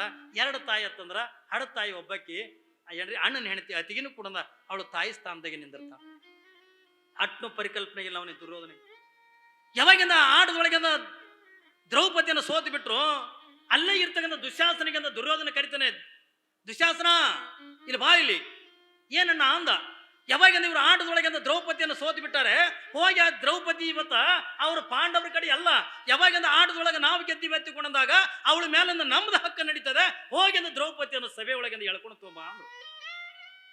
ಯಾವಾಗಿಂದ ಎಳ್ಕೊಂಡು ತಂದ, ಆದ್ರೂ ಸಮಾಧಾನ ಆಗಲಿಲ್ಲ ದುರ್ಯೋಧನಿಗೆ. ಇವ ಅಂತಾನ ಪಾಂಡವರದ್ದು ಇನ್ನೂ ಮರ್ಯಾದೆ ಕಳಿಬೇಕು, ಇವ್ರ ಕಿಮ್ಮತ್ತು ಕಳಿಬೇಕನ್ನುವಂತ ಭಾವನೆ ಇಟ್ಕೊಂಡು ದುಶ್ಯಾಸನ ಈಟಿ ಆದ್ರಿಂದ ಇವ್ರ ಮರ್ಯಾದೆಯಿಂದ ಹೋಗಂಗಿಲ್ಲ, ಒಂದು ಕೆಲಸ ಮಾಡಬೇಕು, ಆ ದ್ರೌಪದಿಯ ಸೀರೆ ಅಂತಕ್ಕಂಥ ಕಳೆದು ಅವಳನ್ನು ತುಂಬಿದ ಸಭೆಯೊಳಗ ದಿಗಂಬರಿಯಾಗಿ ನಿಂದ್ರಿಸು, ಪಾಂಡವರ ಮರ್ಯಾದೆ ಹೋಗ್ತದ ಅಂದ. ಮೊದಲೇ ಅದು ಪಾಪಿ ಮನುಷ್ಯ ಅವ ದುಶ್ಯಾಸನ.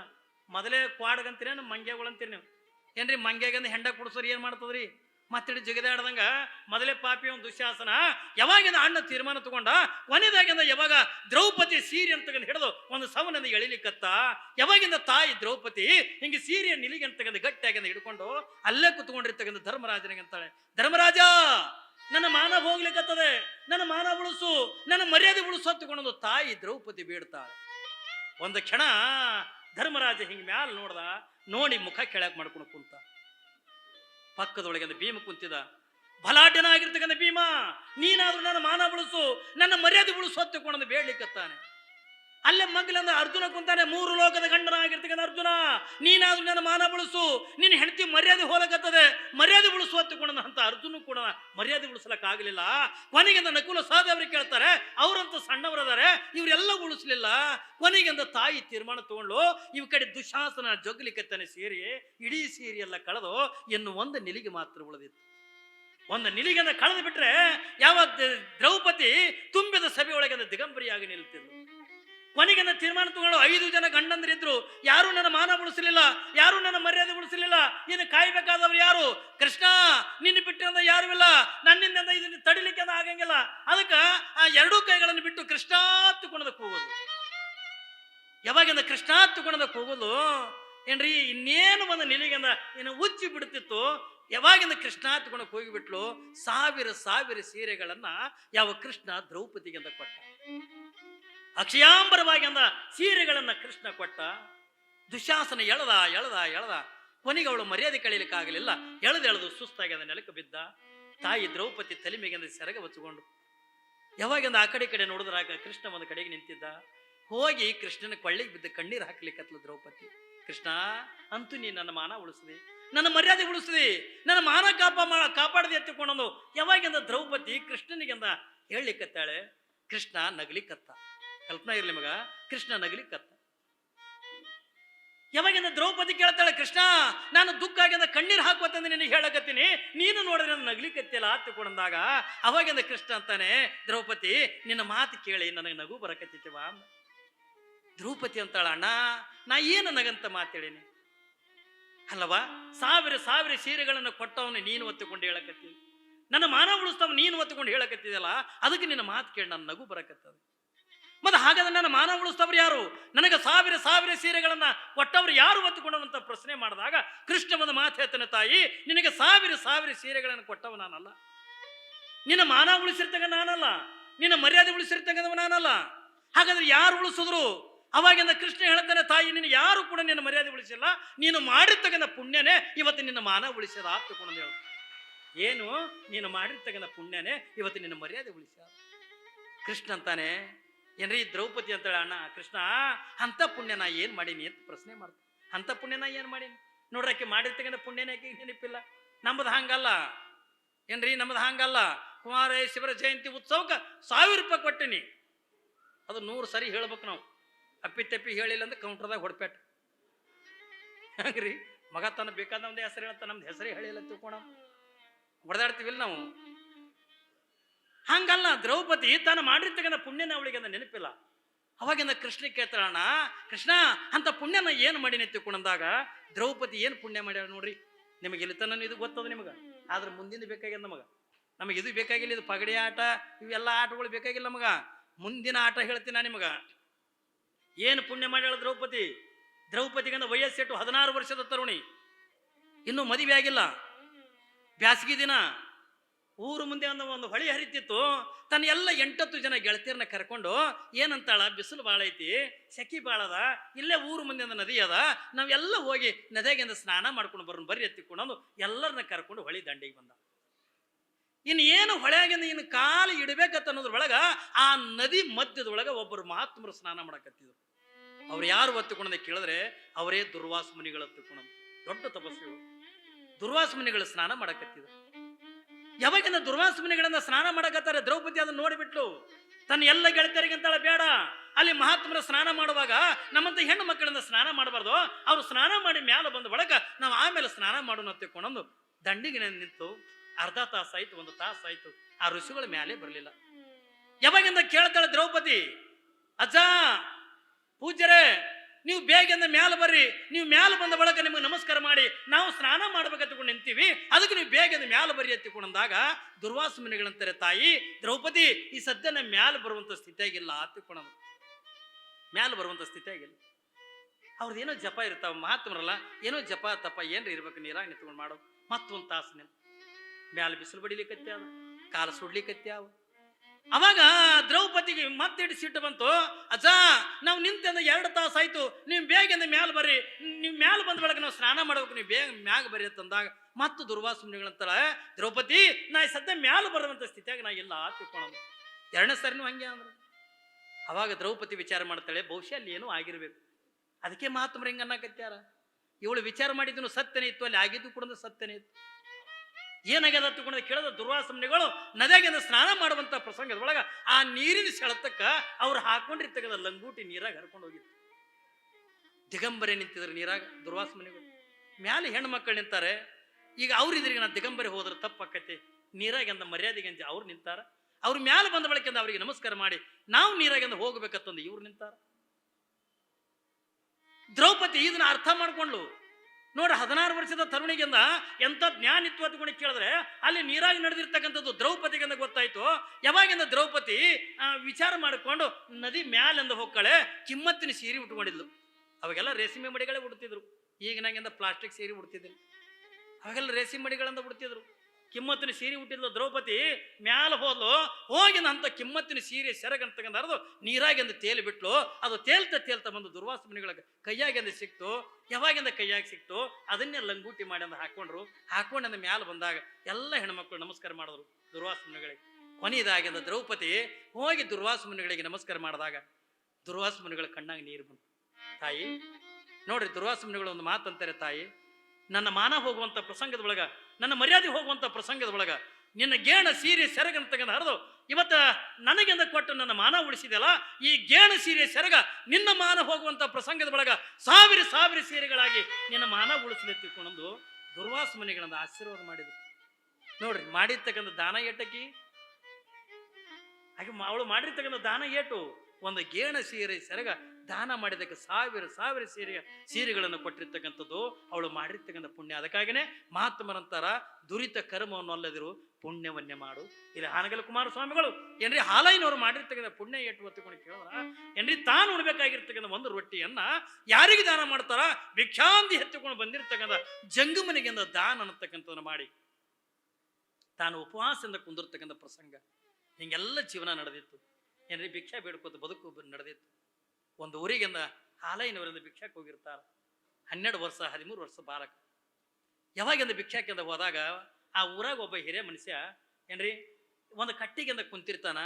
12-13 ವರ್ಷದ ಬಾಲಕ ಕೈಯಾಗಿಂದ ಜೋಳಿಗೆ ತಗೊಂಡು ಹರಿದಿಂದ ನೀರು ಲುಂಗಿ ಉಟ್ಕೊಂಡು ಏನ್ರಿ ತಲೆಗಿಂದ ಹರಿದಿರ್ತಕ್ಕಂಥ ಟಾವೆಲ್ ಸುತ್ತಕೊಂಡು ಹೆಗಲಿ ಮ್ಯಾಗ ಒಂದು ಸೆಲ್ಲೆ ಹಾಕೊಂಡು ಅವಾ ಭಿಕ್ಷಾ ನೀಡ್ರಿ ಎತ್ತುಕೊಂಡು ಯಾವಾಗಿಂದ ಹಾಲೈನವರು ಬಂದ ಆ ಮನೆ ಮುಂದೆ ನಿಂದಿರೋದ್ರೊಳಗ ಆ ಮನಿ ಹಿರೇ ಮನುಷ್ಯನ ಬಾಗಲ್ದಾಗ ಕುಂತಿದ್ದಲ್ಲ, ಯಾವ ಹಾಲೈನವರಿಗೆ ಬಾಯಿಗೆ ಬಂದಂಗಿಂದ ಬೈಲಿಕ್ಕತ್ತ.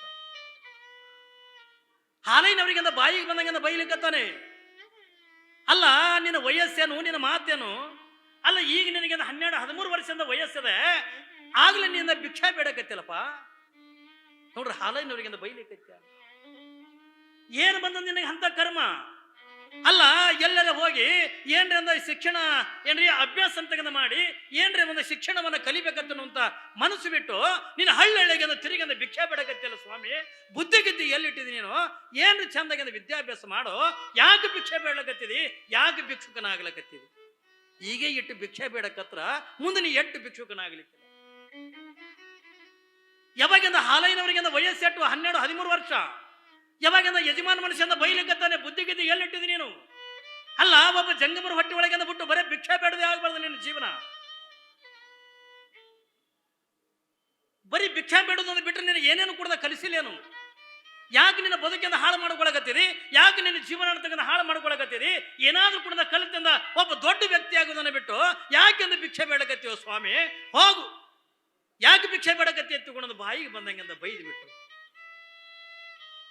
ಹೋಗಿದ್ದೆ. 2-3 ಮನೆಗೆಂದ ಹೋಗಿದ್ರು ಹಾಲೈನವರು. ಯಾವಾಗಿಂದ ಆ ವ್ಯಕ್ತಿ ಅವ ಬೈದನ ಹತ್ತಿಕೊಂಡ್ರೆ ಅವನಿಗೆ ನಾವು ಕೆಟ್ಟವ್ರು ಹತ್ತಿಕೊಂಡಂಗಿಲ್ಲ. ಅಂದಿನ ದಿನಮಾನದೊಳಗೆ ಅವ ಬೈದಿದ್ದಿಲ್ಲ ಹತ್ತಿಕೊಂಡ್ರ ಹಾನಗಲ್ ಕುಮಾರಸ್ವಾಮಿಗಳು ಅದೇ ಊರಾಗಿಂದ ಏನ್ರಿ ಬರೀ ಭಿಕ್ಷಾ ಬೇಡ್ಕೊತಿಂದ ಬದುಕು ಮಾಡ್ಬೇಕಾಗಿತ್ತೆ ಬರ್ತಾಯಿ. ಏನ್ರಿ ಹಾನಗಲ್ ಕುಮಾರಸ್ವಾಮಿ ಆಗಿ ಬೆಳಿಲಿಕ್ಕಿಂದ ಆಗ್ತಿದ್ದಿಲ್ಲ. ಯಾರಿಗಾದ್ರೂ ಕೂಡ ಒಂದು ಮನಸ್ಸಿನ ಮೇಲಿಂದ ಪರಿಣಾಮ ಬಿದ್ದಾಗ ಮಾತ್ರ, ಪರಿಣಾಮ ಬೀರಿದಾಗ ಮಾತ್ರ ಅವ್ರು ಮಹಾತ್ಮರಾಕಾರೆ, ಶರಣರಾಕಾರೆ, ಸಂತರಾಕಾರೆ. ಹಾಲೈನವರಿಗಂದ ಹಿಂಗ ಭಿಕ್ಷಕ್ಕೆಂದ ಹೋದಾಗ ಬಾಯಿಗೆ ಏನ್ ಬರ್ತದನ್ನ ಬೈದು ಬಿಟ್ಟ. ಯಾಕೆ ಭಿಕ್ಷೆ ಬೇಡಕತ್ತಿದ್ವಿ? ಏನಾದ್ರೂ ಕೂಡ ಒಂದು ಶಿಕ್ಷಣವನ್ನ ಏನ್ರಿ ಪಡಿ, ದೊಡ್ಡ ವ್ಯಕ್ತಿಯಾಗು, ಒಬ್ಬ ದೊಡ್ಡ ಜ್ಞಾನಿಯಾಗು, ಎಲ್ಲರ ನೌಕರಿ ಮಾಡು, ಏನ್ರಿ ತಂದೆ ತಾಯಿನಿಂದ ಜೋಕಿ ಮಾಡು. ಯಾಕೆ ಭಿಕ್ಷೆ ಬೇಡಕೊತ್ತಿಂದ ಬದುಕಲಕತ್ತಿದಿ? ಇದು ಭಿಕ್ಷೆನೇ ನಿನ್ನ ವೃತ್ತಿ ಆಗಬಾರ್ದು ತಿಳ್ಕೊಂಡು ಯಾವಾಗಿಂದ ಹಾಲೈನವರಿಗಿಂದ ಬೈದ್ರು. ಅವಾಗಿಂದ ಹಾಲೈನವರು ಮುಖ ಸಣ್ಣದ ಮಾಡಿಕೊಂಡು ನೇರವಾಗಿ ಅಂದ ಊರಿಗೆ ಬರ್ತಾರ. ಹರಳಿಗೆ ಬಂದು ಮನ್ಯಾಗ ತಾಯಿ ಇದ್ರಿಗೆಂದ ಜೋಳಿಗೆ ಇಟ್ರು. ನೋಡ್ತಾಳ ತಾಯಿ, ಆ ಜೋಳಿಗೆ ನೋಡಂದ ಹಾಲೈಗೆಂದ ಬೈಲಿಕ್ಕತ್ಲು. ಒಂದು ಕಡೆಗೆ ಅವ ಬೈದಿರ್ತಕ್ಕಂಥ ದುಃಖನೊಳಗಂದ ಹಾಲೈನವ್ರ ಮನೆಗೆ ಬಂದ್ರ ಈ ಏನ್ರಿ 2-3 ಮನೆಯಿಂದ ಭಿಕ್ಷೆ ಬೇಡ್ಕೊಂಡು ತಂದು ಜೋಳಿಗೆ ಇಟ್ಟಾಗ ತಾಯಿ ಆಗಿರ್ತಕ್ಕ ನೀಲಾಂಬೆಯನ್ನು ಕೂಡ ನಮ್ಮ ಆ ಮಗುವಿಗೆಂದ ಬೈಲಿಕ್ಕತ್ತ. ಹಾಲಯ್ಯ, ಯಾಕೆ ಇವತ್ತು ಭಿಕ್ಷೆ ಬೇಡ್ಕೊಂಡು ಬಂದಿಲ್ಲ ನೀನು? ಅವ್ರು ನೀಡಿರ್ತಕ್ಕಂಥ ಎಲ್ಲರ ಅಂಗಡಿಗೆ ಹಾಕಿ ನೀ ಏನ್ರ ಕಡ್ಲಿ ಬೆಲ್ಲ ತಿಂದು ಬಂದಿಯನಪ್ಪ. ಯಾಕೆ ಇವತ್ತು ಭಿಕ್ಷೆ ಬೇಡ್ಕೊಂಡು ಬಂದಿಲ್ಲ? ನೀನು ಈ ರೀತಿಯಾಗಿ ಭಿಕ್ಷೆ ಬೇಡ್ಕೊಂಡು ಬಂದ್ರೆ ಮನೆಯಾಗಿರ್ತಕ್ಕಂಥವ್ರು ಏನು ನಾವು ಹೆಂಗ ಉಪವಾಸ ಇರ್ಬೇಕಾಗ್ತದ ತಿಳ್ಕೊಂಡು ತಾಯಿ ಬಾಯಿಗೆ ಬಂದಂಗೆಂದ ಬೈಲಿಕ್ಕತ್ತಾಳ. ಇವಳು ಮಾತು ಯಾವುದು ಕೂಡ ಕಿವ್ಯಾಗ ಹಾಕೊಳ್ಳಿಲ್ಲ. ತಾಯಿ ಬೈದಿದ್ದು ಹೋಗಿ ಒಂದು ಮೂಲ್ಯಾಗ ಕೂತ್ಕೊಂಡ ಕಣ್ಣೀರು ಹಾಕ್ಲಿಕ್ಕತ್ತಾರ. ಹಾಲಿಂದ ಅವ ಬೈದಿರ್ತಕ್ಕಂಥ ವಿಚಾರ ಮಾಡಕತ್ತಾರಲ್ಲ, ಹೌದಲ್ಲ, ನನ್ನ ಜೀವನ ಅಂತ ಬರೀ ಭಿಕ್ಷಾ ಬೇಡೋದ್ರೊಳಗೆ ಹಾಳು ಮಾಡ್ಕೊಳಕತ್ತೀನಲ್ಲ, ನಾನು ಇದಕ್ಕೊಂದು ಏನಾದ್ರೂ ಕೂಡ ಪರಿಹಾರ ಕಾಣ್ಕೋಬೇಕತ್ತುಕೊಂಡು ಯಾವಾಗಿಂದ ಹಾಲೈನವ್ರು ವಿಚಾರ ಮಾಡೋದ್ರಾಗ ಅಣ್ಣನ ಆಗಿರ್ತಕ್ಕಂಥ ಶಿವಬಸನವ್ರು ಬರ್ತಾರ. ಅಲಯ್ಯ, ಆಯ್ತು ಬಿಡು, ನೀ ಏಟು ಬೇಡ್ಕೊಂಡು ಬಂದಿದೆ, ಅದ್ರ ಚಿಂತೆ ಯಾಕೆ ಮಾಡಕತ್ತಿದೆ? ಇರ್ಲಿ ಬಿಡು, ಈಗ ನೀನು ಹಳ್ಳಿಗೆ ಹೋಗಿ ಅಂದ್ರೆ ಭಿಕ್ಷೆ ಬೇಡ್ಕೊಂಡು ಬರ್ತೀವೋ, ಇನ್ನೊಂದು ಹಳ್ಳಿಗೆ ಹೋಗಿ ಏನು ಬಟ್ಟೆ ತೊಳ್ಕೊಂಡು ಬರ್ತೀವೋ ಅಂತ ಕೇಳ್ತಾರ. ನೀನು ಮನೆಯಾಗಿರ್ತಕ್ಕಂಥವ್ರು ಬಟ್ಟೆ ತೊಳ್ಕೊಂಡು ಬರ್ತೀಯೋ ಅಥವಾ ಇನ್ನೊಂದು ಹಳ್ಳಿಗೆ ಹೋಗಿ ಅಂದ್ರೆ ಭಿಕ್ಷೆ ಬೇಡ್ಕೊಂಡು ಬರ್ತೀಯೋ, ಇಲ್ಲ ಅಂದ್ರೆ ನಾನು ಭಿಕ್ಷೆ ಬೇಡ್ಕೊಂಡು ಬರ್ತೀನಿ, ನೀನು ಬಟ್ಟೆ ತೊಳ್ಕೊಂಡು ಬಾ ತಿಳ್ಕೊಳೋದು. ಯಾವಾಗ ಒಂದು ಹಾಲೈನವ್ರಿಗೆ ಅಂತ ಹೇಳಿದಾಗ, ಆಯ್ತಣ್ಣ ನಾ ಬಟ್ಟೆನೇ ತೊಳ್ಕೊಂಡು ಬರ್ತೀನಿ ತಿಳ್ಕೊಳೋದು. ತಲೆ ಮೇಗಂದ ಬಟ್ಟೆ ಗಂಟು ಇಟ್ಕೊಂಡ. ಏನ್ರಿ ಊರು ಮುಂದೆ ಅಂದ ನೀರು ಹರಿತಕ್ಕಂಥ ಹಳ್ಳಕ್ಕೆ ಅಂದ ಬಟ್ಟೆ ತೊಳ್ಯಾಕೆ ಬಂದಾರ ಹಾಲೈನವ್ರು. ಎಲ್ಲ ಬಟ್ಟೆಗಳನ್ನು ತೊಳೆದು ಏನ್ರಿ ಮಡಚಿ ಅಂದ ಒಂದು ಕಡೆಗೆ ಇಟ್ಟರು. ಕಲ್ಲಿನ ಮ್ಯಾಗಂದ ಕುಂತು ವಿಚಾರ ಮಾಡ್ತಾರ ಹಾಲೈನ. ನಾನೀಗ ಮನೆಗೆ ಹೋದಿನಿ ಎತ್ತಿಕೊಂಡಂದ್ರ ಮತ್ತೂ ನಾನು ಭಿಕ್ಷೆನೆ ಬಿಡ್ಬೇಕು. ನಾನು ಏನು ಮಾಡಲಿ, ನಾ ಎಲ್ಲಿಗೆ ಹೋಗ್ಲಿ? ನಾನಂದು ಒಬ್ಬ ಪಂಡಿತನಾಗಬೇಕು, ನಾನು ವಿದ್ಯೆ ಕಲಿಬೇಕು, ನಾನೊಬ್ಬ ದೊಡ್ಡವನಾಗಬೇಕು ಅನ್ನುವಂಥ ಭಾವನೆ ಆ ಕಲ್ಲಿನ ಮ್ಯಾಗಿಂದ ಕುತ್ಕೊಂಡು ವಿಚಾರ ಮಾಡತಕ್ಕಂಥ ಹಾಲೈನವರು ಈಗ ನಮ್ಮ ಮನೆಗೆ ಹೋದ್ರ ಮತ್ತೆ ನಾ ಭಿಕ್ಷೆನೆ ಬಿಡ್ಬೇಕಾಗದಲ್ಲ. ಆ ಭಿಕ್ಷೆ ಬಿಟ್ಟು ನನಗೆ ಬೇರೆ ಗತಿನೇ ಇಲ್ಲಲ್ಲ. ಅದಕ್ಕೆ ನಾ ಭಿಕ್ಷೆ ಬೇಡೋದು ಬ್ಯಾಡ ಅಂತಕೊಂಡು ಯಾವಾಗ ಅದೇ ದಾರಿ ಹಿಡ್ಕೊಂಡು ಒಬ್ಬ ವ್ಯಕ್ತಿ ಹೊಂಟಿದ್ದ.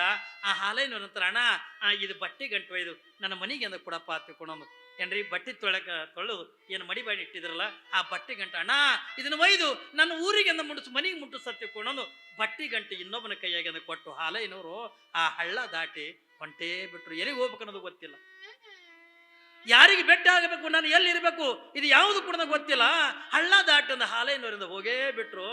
ನಡಿತಾ ನಡಿತಾ ಕಲ್ಲಲ್ಲಿಲ್ಲ, ಮುಳ್ಳಲ್ಲಿಲ್ಲ, ಬಿಸಿಲಲ್ಲಿಲ್ಲ, ಮಳೆಯಲ್ಲಿಲ್ಲ, ನಡಿತಾ ಒಂದು ಬಂದ್ರು ಮುಂದೆ ಒಂದು ಊರ. ಆ ಊರು ಯಾವುದು ಹೊತ್ತುಕೊಂಡು ಕೇಳಿದ್ರೆ ಕಜ್ರಿಗೆ ತುಕೊಂಡನ್ನುವಂತ ಒಂದು ಗ್ರಾಮ. ಆ ಗ್ರಾಮ ಏನ್ರಿ ಬಿಸಿಲಾಗಿ ನಡ್ಕೋತ ಬಂದು ಹಸಿವು ಒಂದು ಕಡೆಗೆ ಆಗಿತ್ತು, ನೀರಡಿಕೆ ಒಂದು ಕಡೆಗೆ ಆಗಿತ್ತು. ಯಾವಾಗಿಂದ ನಡಿತಾ ಬಂದು ಆ ಕಜ್ರಿಗೆ ಊರಾಗಿಂದ ಒಂದು ದೊಡ್ಡದೊಂದು ಬೇವಿನ ಗಿಡ. ಆ ಬೇವಿನ ಗಿಡ ಸುತ್ತ ಒಂದು ಕಟ್ಟಿ ಕಟ್ಟಿದ್ರು ಊರಾಗಿನವರು. ಬಂದು ಹಾಲಯ್ಯ ಹರಿದ ಬಟ್ಟಿ ಹಾಕೊಂಡು ಹಸಿವು ತಾಳಾರ್ದಕ್ಕ ಬಂದ ಕಟ್ಟಿ ಮೇಲೆ ಮಲ್ಕೋತಾನ ಹಾಲಯ್ಯ. ಯಾವಾಗಿಂದ ಕಟ್ಟಿ ಮೇಲೆ ಮಲ್ಕೊಂಡ ಮುಂದೆ ಏನ್ ಆಕೈತಿತ್ತು ಅನ್ನೋದನ್ನ ನಾಳಿನ ದಿವಸ ನಾವು ನೀವೆಲ್ಲರೂ ಕೂಡ ನೋಡೋಣ. ಯಾಕಂದ್ರ ಹಾಲಯ್ಯನವ್ರ ಜೀವನನೇ ಬದುಕಿನೊಳಗೆ ಅವ್ರು ಪಟ್ಟಿರ್ತಕ್ಕಂಥ ಕಷ್ಟ, ಅವ್ರು ಪಟ್ಟಿರ್ತಕ್ಕಂಥ ನೋವು, ಅವ್ರು ಎಟ್ಟರ ಮಟ್ಟಿಗೆ ಜ್ಞಾನವನ್ನು ಯಾವ ರೀತಿಯಾಗಿ ಸಂಪಾದನೆ ಮಾಡಿದ್ರು, ಹ್ಯಾಂಗಂದ್ರೆ ಈ ದೊಡ್ಡ ವ್ಯಕ್ತಿ ಆದ್ರು ಹೊತ್ತುಕೊಂಡು ಒಂದನ್ನ ನಾವೆಲ್ಲ ತಿಳ್ಕೊಬೇಕಾಗಿದೆ ಪುಣ್ಯಾತ್ಮರೇ. ಯಾಕಂದ್ರೆ ಅವ್ರಿಗೆ ಬಂದಿರ್ತಕ್ಕಂಥ ಕಷ್ಟಗಳು ನಮ್ಮಂತವ್ರಿಗೆ ಬಂದಿದ್ರ ನಾವು 3 ದಿವಸನೂ ಬದುಕಲ್ಲ. ಸೋಮವಾರ ಅಂದ ನಾವು ಏನ್ರಿ ಒಂದು ನಗಡಿ ಬಂದ್ರಿ ನಮಗೆ ಯಾಕೆ ಇಟ್ಟು ದೇವ್ರು ಕಾಡ್ತಾನ, ಯಾಕೆ ಇಟ್ಟಿದ್ದು ಮಾಡ್ತಾನ, ದೇವ್ರ ಕಾಯಿ ಹೊಡೆದಿದ್ದು ಊದಿನ ಕಡೆ ಬೆಳಗಿದ್ದು ಏನ್ರಿ ಅವ್ರ ಮುಂದಿನ ಕಷ್ಟಗಳು ನಮ್ಮ ಎಲ್ಲ ಏನು ಕಷ್ಟ ರೀ. ನಾವೆಲ್ಲ ಇವತ್ತಿನ ದಿನಮಾನದೊಳಗ ನಾವು ಇಟ್ಟೆಲ್ಲ ಸುಖದಾಗಿಂದ ಇರ್ಬೇಕಾದ್ರ ನಿಮ್ಗೊಂದು ಮಾತು ಹೇಳ್ತೀನಿ ನಿಮ್ಗೆ, ಇವತ್ತು ನಾವು ಇಟ್ಟು ಸುಖದಾಗಿರ್ಬೇಕಾದ್ರ, ನಾವಿಟ್ಟು ನೆಮ್ಮದಿ ಒಳಗಿರ್ಬೇಕಾದ್ರ, ನಾವಿಟ್ಟೆಲ್ಲ ದೊಡ್ಡ ಮಠದ ಸ್ವಾಮಿಗಳಾಗಬೇಕಾಗಿತ್ತು ಅಂತಂದ್ರ ಹ್ಯಾಂಗಾಗಿವೆ ತಗೊಂಡು ಕೇಳಿದ್ರ ನಮ್ಮಪ್ಪ ಅವತ್ತಟ್ಟ ಕಷ್ಟಪಟ್ಟನಂತಂದ್ರೆ ಇವತ್ತು ಅವನ ಸುಖ ನಮಗೆ ಸಿಕ್ಕದಾಟ. ಏನ್ರಿ ಜಗತ್ತಿನಾಗ ಕಂಡವ್ರಿಗೆಲ್ಲ ಅಪ್ಪ ಅನ್ನಕ್ ಆಗಂಗಿಲ್ಲ. ಏನ್ರಿ ಕಂಡವ್ರಿಗೆಲ್ಲ ಅಪ್ಪ ಅಂದ್ರೆ ಯಾರು ಹುಟ್ಟಿದ ಮಗನ ಅಂತ ಕೇಳ್ತಾರ. ಏನ್ರಿ ನಾವು ಹುಟ್ಟಿದ್ದೆ ಒಬ್ಬನಿಗೆ, ಹೆಸರು ಹೇಳಿದೆ ಒಬ್ಬನಿಗೆ ಆಗಬಾರ್ದು. ನಾವು ಹಾನಗಲ್ಲ ಕುಮಾರ ಶಿವಗಳನ್ನಂದ ಏನ್ರಿ ಅವನನ್ನ ಉಂಡು ಅವನ ಬಲಿ ಇದ್ದುಕೊಂಡು ಏನ್ರಿ ತಾನು ಕಷ್ಟಪಟ್ಟು ಏನೆಲ್ಲ ದುಃಖ ಪಟ್ಟು ತಾನು ಕಷ್ಟವನ್ನು ತಗೊಂಡು ನಮಗೆಲ್ಲ ಸುಖ ಕೊಟ್ಟನಲ್ಲ. ಮತ್ತು ಅಂಥವನಿಗೆ ಅಪ್ಪ ಅಲ್ಲಾರ್ದೇನೆ ಜಗತ್ತಿನೊಳ ನಾವು ಯಾರಿಗೆ ಅಪ್ಪ ನೋಡ್ರಿ? ನಿಮಗಿನ್ನ ಕೇಳ್ತಾ ಹಾದಂಗೆ ಗೊತ್ತಾಗದ ಪುಣ್ಯಾತ್ಮರೇ. ಆ ಅಪ್ಪನ ಚರಿತ್ರೆ, ಅವ ಪಟ್ಟಿರ್ತಕ್ಕಂಥ ಕಷ್ಟ ಏನ್ರಿ, ಅವನಿಗೆ ಉಟ್ಕೊಳಕ್ಕಿಂತ ಬಟ್ಟಿಲ್ಲ. ಇವತ್ತು ನಾವು ಒಂದ್ರ ಮೇಲೆ ಒಂದೊಂದು ಅಂಗಿ ಹಾಕೋತೀವಿ. ಆದ್ರೆ ಅವತ್ತಿನ ದಿನ ಬಂದಾಗ ನಮ್ಮಪ್ಪ ಬರಿ ಮೇಲೆ ತಿರುಗಾಡದನ್ರಿ, ಹರಿದ ದೋತ್ರ ಉಟ್ಕೊಂಡ ತಿರುಗಾಡದ, ಹರಿದ ಟಾವಿನ ತೆರೆಗೆ ಸುತ್ತಕೊಂಡು ತಿರುಗಾಡದ. ಏನ್ರಿ ಎಲ್ಲೋ ಯಾವುದೋ ಗೊತ್ತಿಲ್ಲ ಗುರಿ ಇಲ್ಲಾರ್ದ ಊರಿಗೆ ಏನ್ರಿ ಕಟ್ಟಿ ಮೇಲೆ ಬಂದು ಮಕ್ಕೊಂಡಾನ. ಏನ್ರಿ ಕಟ್ಟಿ ಮೇಲೆ ಬಂದು ಮಕ್ಕೊಂಡ್ರ ನೀ ಯಾರು? ಏನ್ರಿ ನೀವು ಊಟ ಮಾಡು, ನೀನು ಯಾರು ಮಗ ಹತ್ತುಕೊಂಡ ಕೇಳೋರು ಕೂಡ ಯಾರು ಇಲ್ಲ. ಏನ್ರಿ ಅಂತ ಸ್ಥಿತಿ ಒಳಗೆ ಮಲ್ಕೊಂಡಿರ್ತಕ್ಕಂಥ ವ್ಯಕ್ತಿನ ಯಾರು ನೋಡ್ತಾರ, ಯಾರಿಂದ ಅವನು ಬೆಳೆಸ್ತಾರ ಅನ್ನೋದನ್ನ ನಾವು ನೀವೆಲ್ಲರೂ ಕೂಡ ನಾಳಿನ ದಿವಸ ನೋಡೋಣ ತಗೊಂಡು ಅನ್ನುವಂಥ ಮಾತನ್ನ ಇವತ್ತಿನ ಪ್ರಸಂಗದೊಳಗೆ ಹೇಳುತ್ತಾ, ಇವತ್ತೆಲ್ಲ ನಮ್ಮ ಪೂಜ್ಯರು